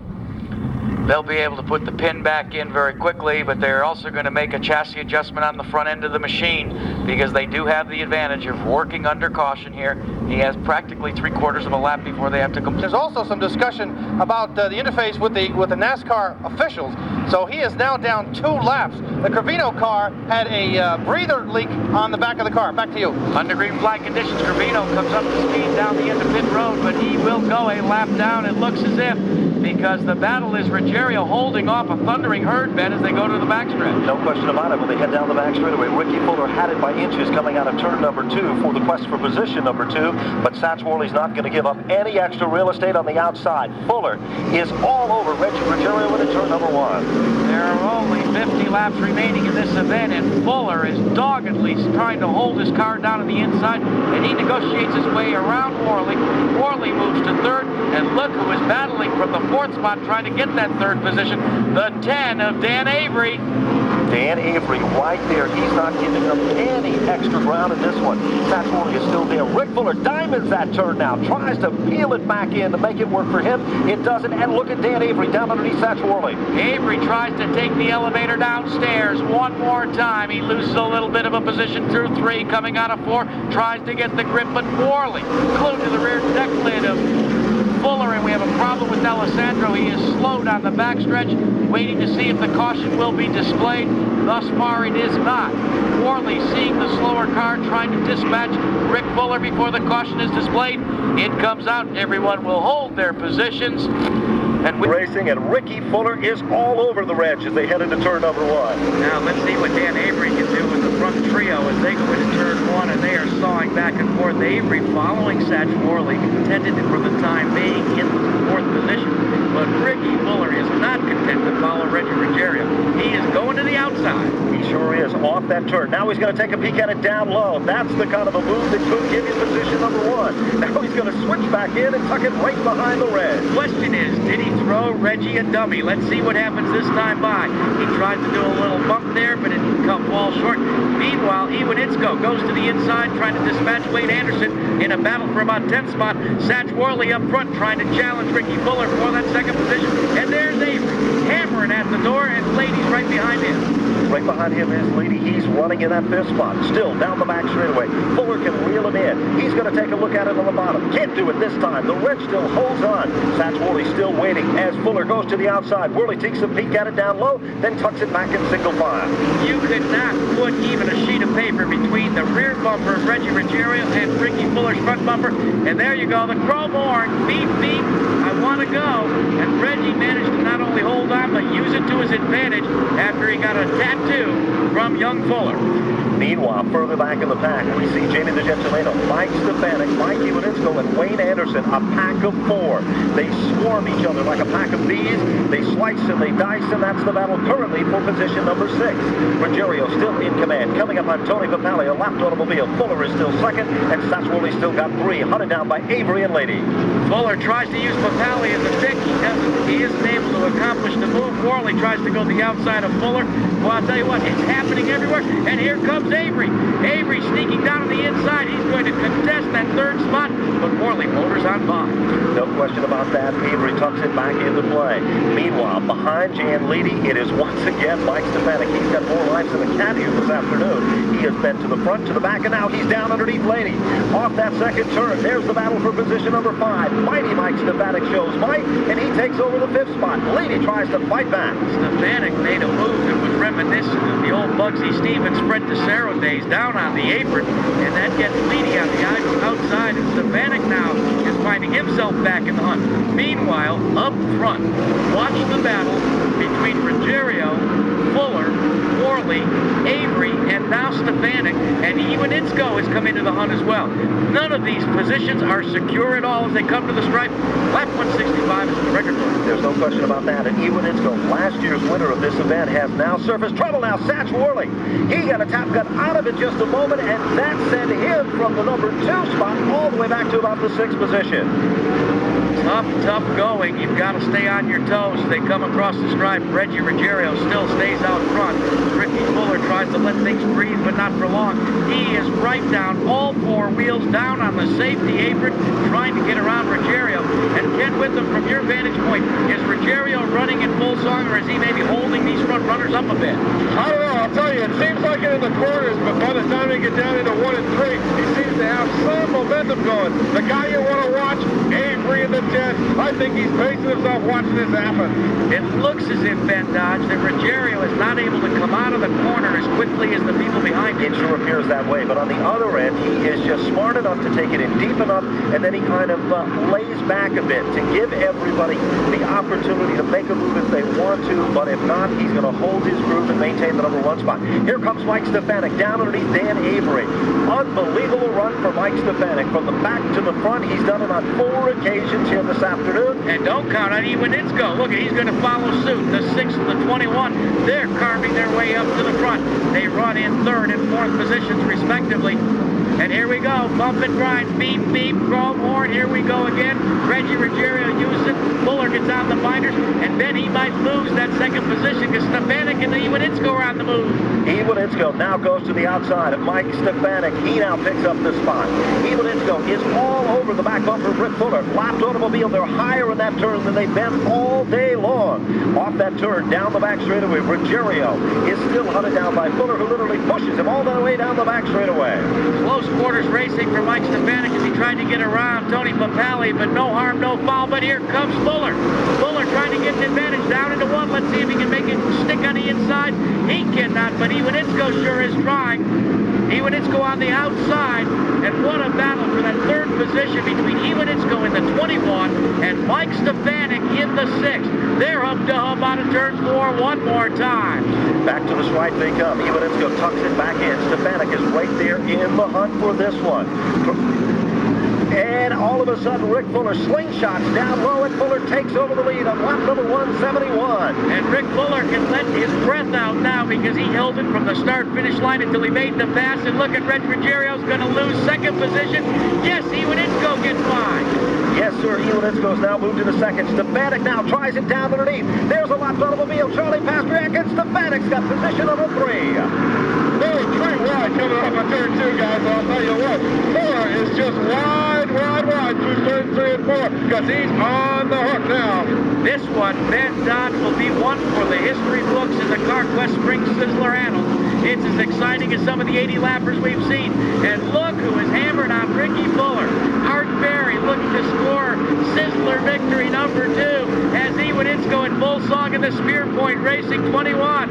Jeff Fuller, Rick Fuller now holding the Fuller family tradition as Jeff Fuller is the Busch Grand National Rookie Contender. His brother is trying to hold off Mike Iwanitsko in the Polar Beverages number 77. They have pulled the 7 car lengths advantage as we'll come to the stripe. There'll only be 25 laps to go. Here we go. Side by side at the stripe. They touch. Deep into turn 1. It is Iwanitsko still on the outside. Fuller down low. He drifts up just a bit. Fuller has it by inches off that second turn. They come up on the last automobile. Fuller is still in command in turn 3. Vitala fading. No race traffic in play right now. Let's see. One more time. Fuller gets just a little bit sideways. By a bump. He leads lap 176. Into the turn once again. Fuller tries to keep it nice and low. Iwanitsko backs out of it just a bit. Fuller is back in command. Well, things have settled down, but not for long. Here we go again. The 21. Iwanitsko goes in deep, exiting turn number 4. He has them all sideways. He comes to the stripe. Let's see if he can carry the speed into 1. Fuller a little bit sideways, gathers it back in. They rub hubs as they come out of turn 2. Side by side to you again. They are going well into turn 3 and 4, but out goes Iwanitsko. He's got the line and he's got it down in front of Fuller coming up out of 4. Mike Iwanitsko looking for Sizzler victory number 2 with the CarQuest moniker in 1995. He has taken the lead to become the 5th different leader in this event. Iwanitsko in the 21. Fuller, man who battled so hard, he can't even rest because he has to contend with Mike Stefanik now. No question about that, and Mike Stefanik is now starting to move in on Rick Fuller. Further back in the field, Satch Worley is pulling away from Dan Avery, and the Reg is now hunted by Jan Leading, Teddy Christopher, and Jamie the Gentilino. But it is Mike Iwanitsko. No one considered him a factor when he was involved in an altercation earlier. Boy, was everybody wrong, because now he's looking like the man to beat as he comes up on lap traffic, Brad Hightower into turn 1. Now, with 20 laps to go, we have a battle with Reg Ruggiero and Jan Leedy leading in lift to compensate for traffic. You can't back out of it too much or you're going to be in trouble. Meanwhile, Ruggiero is fading. Eddie Christopher is the sanitation special and now found himself moving around for that. We're going right to the hoop. Right here, Satch Worley looking to run the outside before he comes on some more race traffic as the open double fist of our starter shows that there are only 10 laps to go. Mike Iwanitsko continues to lead. Fuller is in second. No real contest there, but the battle, a torrid one for third spot as they head to turn 3. Worley tries the outside again. It's the same type of a move that he tried previously. It almost worked on the last lap. He comes out wide. Stefanik pinches him off just a bit as he knows the importance of holding on to... Oh, trouble now. Satch Worley literally rode up with the left front tire on the right rear Nerf bar of car number XX for Stefanik. And now Worley will have to contend with Avery if he can't close on Stefanik because Stefanik has moved from that third position that was so closely contested, holds on to it solidly. But Avery, sensing that miscue, he's turned the wick up on his 10A. He sure has, and he knows that there was a problem just in front of him. But way out in front now, coming off the fourth turn as the second place car is approaching the start of the fourth turn. It is Mike Iwanitsko still in command. Ricky Fuller still in second. Stefanik just manhandled. Negotiate his way around as we're about to get the open fist of our starter, signifying only 5 laps to go in this 200-lap CarQuest Spring Sizzler, and it certainly has been a dandy. It sure has. There is no doubt about that. The leader is Mike Iwanitsko. He is as smooth as Ben, look at this. Yes. Worley is closed once again on Stefanik. Worley, you think he may have a score to settle with Mike Stefanik. Let's see, as they go down the backstretch, Worley makes a look to the inside. Stefanik has nothing doing with that. This is the contest for third position as we work lap 196. Worley gives a little tap. exiting the turn. Now, Stefanik tries desperately to use the race traffic to his advantage because there's going to be some clear sailing for about 500 yards before they can use that traffic again. Once again, it is still Satchworley. Now he goes to the outside. Mike Stefanik drifts up just a bit. Satchworley was able to almost make this transition a few laps back. He tries to pull alongside of Stefanik. Let's see what's going to happen in turn number 1. Worley on the outside. Stefanik holding it right down low. They head down the back straightaway, and Stefanik just kind of inches up just a bit to maintain the spot. The popsicle sticks have been displayed to your leader, Mike Iwanitsko, and to Rick Fuller. Let's see who's going to get it for third. Whoa, they both almost buy the ranch as they come out of the turn, and Stefanik holds on. Somehow he is able to do it, and look at Dan Avery. Avery is now snuck into position number 3. Correction, make that 4. Avery has picked up the spot. Satchworley drops back a position. White flag is out, 1 lap to go. Less than a lap remaining. Mike Iwanitsko, the Art Berry crew, looking for Spring Sizzler victory number 2. Ladies and gentlemen, here he comes. The CarQuest Spring Sizzler will belong to Mike Iwanitsko as he comes to the stripe. Second will go to Fuller. Let's watch the battle, though, for the 3rd spot. It's a tight one. Stefanik tries to hold on. Closing is Avery and Worley. Nothing doing. Whoa. What a finish. What a finish indeed. 200 laps have been completed, ladies and gentlemen. Mike Iwanitsko comes home the winner. Second is Rick Fuller. Mike Stefanik, who, as you said, a call has got to go to that man. That's right. Coming from the back of the pack to the front after having a problem, he moves into the 3rd, and Dan Avery. Yep, he's the star of this show. There's no question about that. For an independent runner, this is his first modified tour event to compete in Sizzler competition, and look at the finish for him. 4th and a great run there as well. And Satchworley, boy, did he give the Bob Garbarino Mystic Missile a run for the money here this afternoon. He really did. Absolutely. Ladies and gentlemen, what an incredible CarQuest Spring Sizzler. Something for everyone, victory lane, and he will become another 2-time winner. No question about that, and a very deserving one. He was involved in an altercation earlier. You can see the back bumper of the car, how it was twisted up. Nobody really thought he was going to be a factor at that point, but it just goes to show you, never give up. And with the skill of a surgeon, he came back to the front of the field. Let's check in to victory lane and Mike Massaro. Mike? Thank you very much, Jackie. I'm down here with our 3rd place finisher, Mike Stefanik. Mike, you have to be very pleased. Great run today. Yeah, I tell you, I never worked so hard to finish 3rd. We never really were that good all day. You know, Mike really had a real good car, and I guess, you know, he deserved to win the race. He drove a good race, and I'd like to congratulate him, and we're just real happy to finally get a top 3, but we're not happy. Well, you can't be too sad. 3rd place finish here on the Spring Sizzler. Thank you very much, Mike. We move on over now to our 2nd place finisher in the Polar Beverages number 77, Rick Fuller, just getting out of the car now. Rick, great run. Congratulations. Well, thanks a bunch. You know, these guys, they do a super job on this Polar Beverage Pontiac. You know, Kurt Chase lives right here in Connecticut, right down the road. It was easy to drive. It's tough to compete with a car that's flawless, and Michael's was flawless. I mean, we were second best today, and we'll take second. Well, some of the competitors took an early pit stop. You were one of the ones who chose to take one of the latter. It seemed to work out pretty well for you. Did that play to your advantage? Well, we had no intention of stopping before lap 125. Reggie and those guys had to come in because they were backing up like a bomb. I mean, they were just going backwards real fast. If they didn't come in, they were going to lose a lap. So they had to. I mean, they were forced to do it. And we just did exactly what we planned on doing all day, and it worked out. We got a second. Well, congratulations once again. 2nd place. This year, we're talking about a winning streak. Ladies and gentlemen, your 1995 CarQuest Spring Sizzler champion, Mike Iwanitsko. Mike, a fantastic run today. Thank you very much. I got to Rick at the end. I didn't know if we had enough to get by him. He gave me plenty of racing room. We had a good race for a couple laps, and then once we got out front, the car was perfect after the pit stop. We were trying to come up through there. We were just waiting for a little bit of room for everybody to open up, and once they opened up, we tried the outside. The car was going on the inside, outside, wherever I put it, it was going. Well, we all know how last year's Spring Sizzler played out, and it worked out to your advantage. Did you set the car up similar to how you had it set up last spring so that you gain the same type of speed and handling in Stafford's tough track? We came back exactly the same as we were last year, and you know, when we heard the weather yesterday, today was going to be pretty cool out. we were pretty happy because we remembered last year was pretty cool, so we figured the setup would work real well. And Art and all the guys just did a super job. The car was perfect all day. We got spun around over there in about the middle of the race, I guess it was, and then we just hung out in the back trying not to get in any trouble and figured we'd, go for it after the pit stop. Well, I guess there's no mystery about it how this man's going to have his car set up for next year's Spring Sizzler. Congratulations once again, Mikey Winitsko, our 1995 CarQuest Spring Sizzler champion. Thank you very much.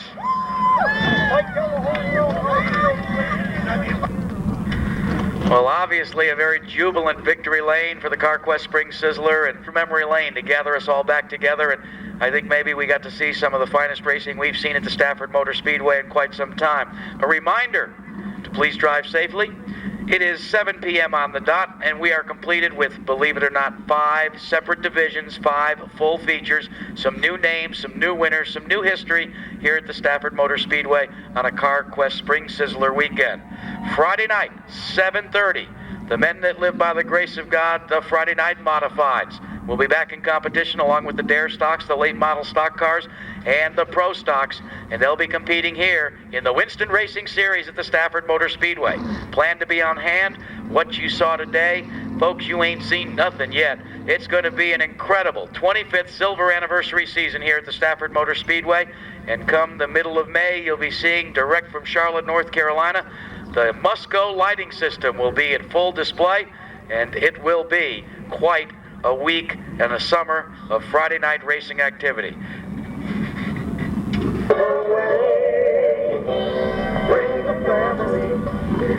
Well, ladies and gentlemen, that concludes the 24th annual CarQuest Spring Sizzler. Our congratulations to all of the winners in the Dare stock cars. Homer Webb of Stafford Springs, Connecticut. In the late models, Gary Pelletier. In the legends, Jags Palmer. In the Pro stocks, what a great run for young Jason Manafort, his first career victory. In the Friday Night Modified, Stevie Park, who will be back, along with Eddie Flemke, on Friday nights competing here. And his victory lane continues with the customary sip of the milk.